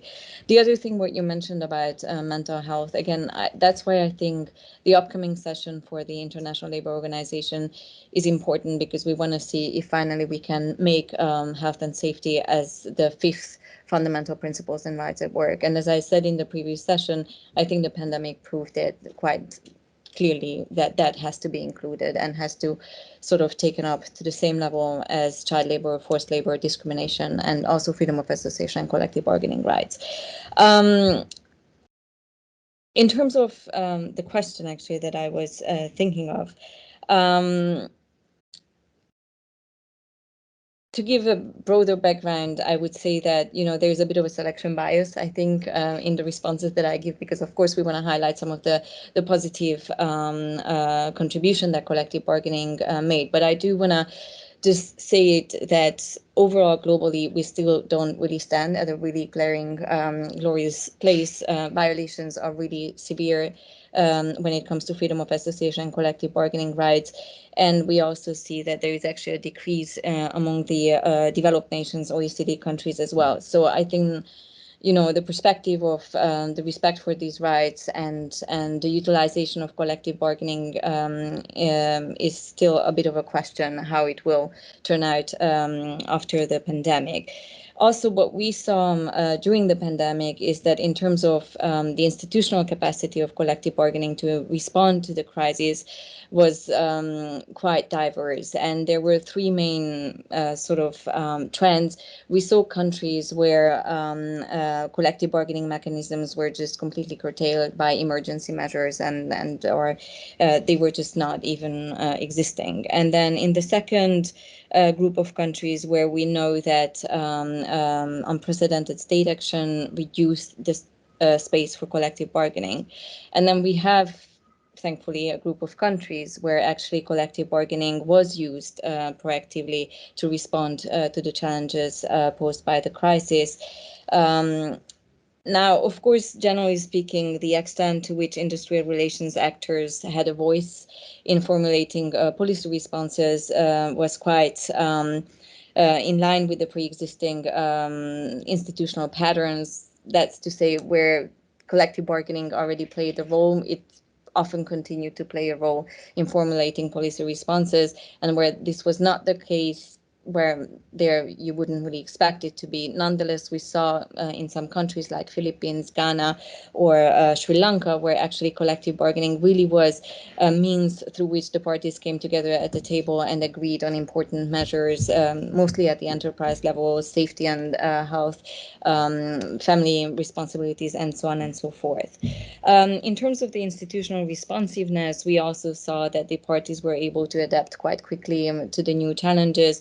There were a number of countries where they postponed the renewal of collective bargaining agreements through ultra-activity schemes, or they just prolonged the applicability of existing agreements, or they negotiated rollout or bridge agreements to sort of cover the gap. And then also we saw actors to react quite positively and move to the online sphere and reconvene there and continue their discussions. So those were positive developments. Now, just to wrap up, there were three main important ways that the report identified through which collective bargaining was really utilized. One is sustaining critical services, and in the context where really in a context that placed increased demands on healthcare and social care, collective agreements were reached and facilitated the redeployment of staff either to new services or to services that were under high demand, like ICU. They also extended working hours and allowed for changes in shift rotations, for example. There were redeployment agreements, for example, in Ireland. Then there were other instances where the parties actually agreed to convert the part-time or temporary contracts, to permanent ones, and to ensure the sufficient capacity to deal with the crisis. One example for that was Argentina. I would also say that there is an increased discussion about freedom of association, collective bargaining rights of essential service workers, but also platform workers, which really, actually, to be honest, the pandemic gave a push to these discussions, and just to highlight the ILO's position as an organization, which may not reflect on the position of all social partners, but to say that all workers have freedom of association and collective bargaining rights, and platform workers, self-employed, are not exception to those rights. The second theme through which collective bargaining really contributed to finding solutions was really to ensure safe and healthy workplaces. Parties came together to tailor public health measures to the enterprise level, and they also strengthened joint oversight of workplace safety. We also know that paid sick leave and healthcare benefits provided in many of the collective bargaining agreements protected workers and prevented workplace closure, and actually helped maintain business during the crisis. And the third main theme that occurred was really, of course, preserving employment, protecting earnings, and safeguarding business continuity. In many countries, collective bargaining played a role in implementing the government-sponsored employment retention schemes.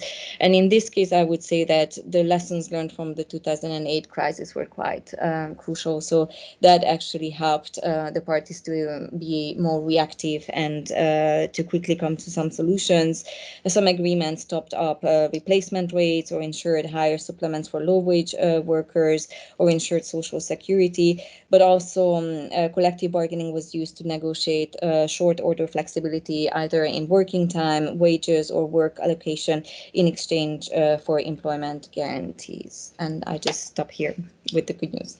No, that's excellent. I mean, again, everybody's sort of having to package so much information in a short space of time. So it's really great to hear that sort of global overview. Thanks. And can I just say, because just one thing. So the second part of the report focuses on COVID. So all the examples that I just don't have the time to talk about, those are actually in the report. And just to so we highlight. have some hard copies, but of course you can download the PDF for free.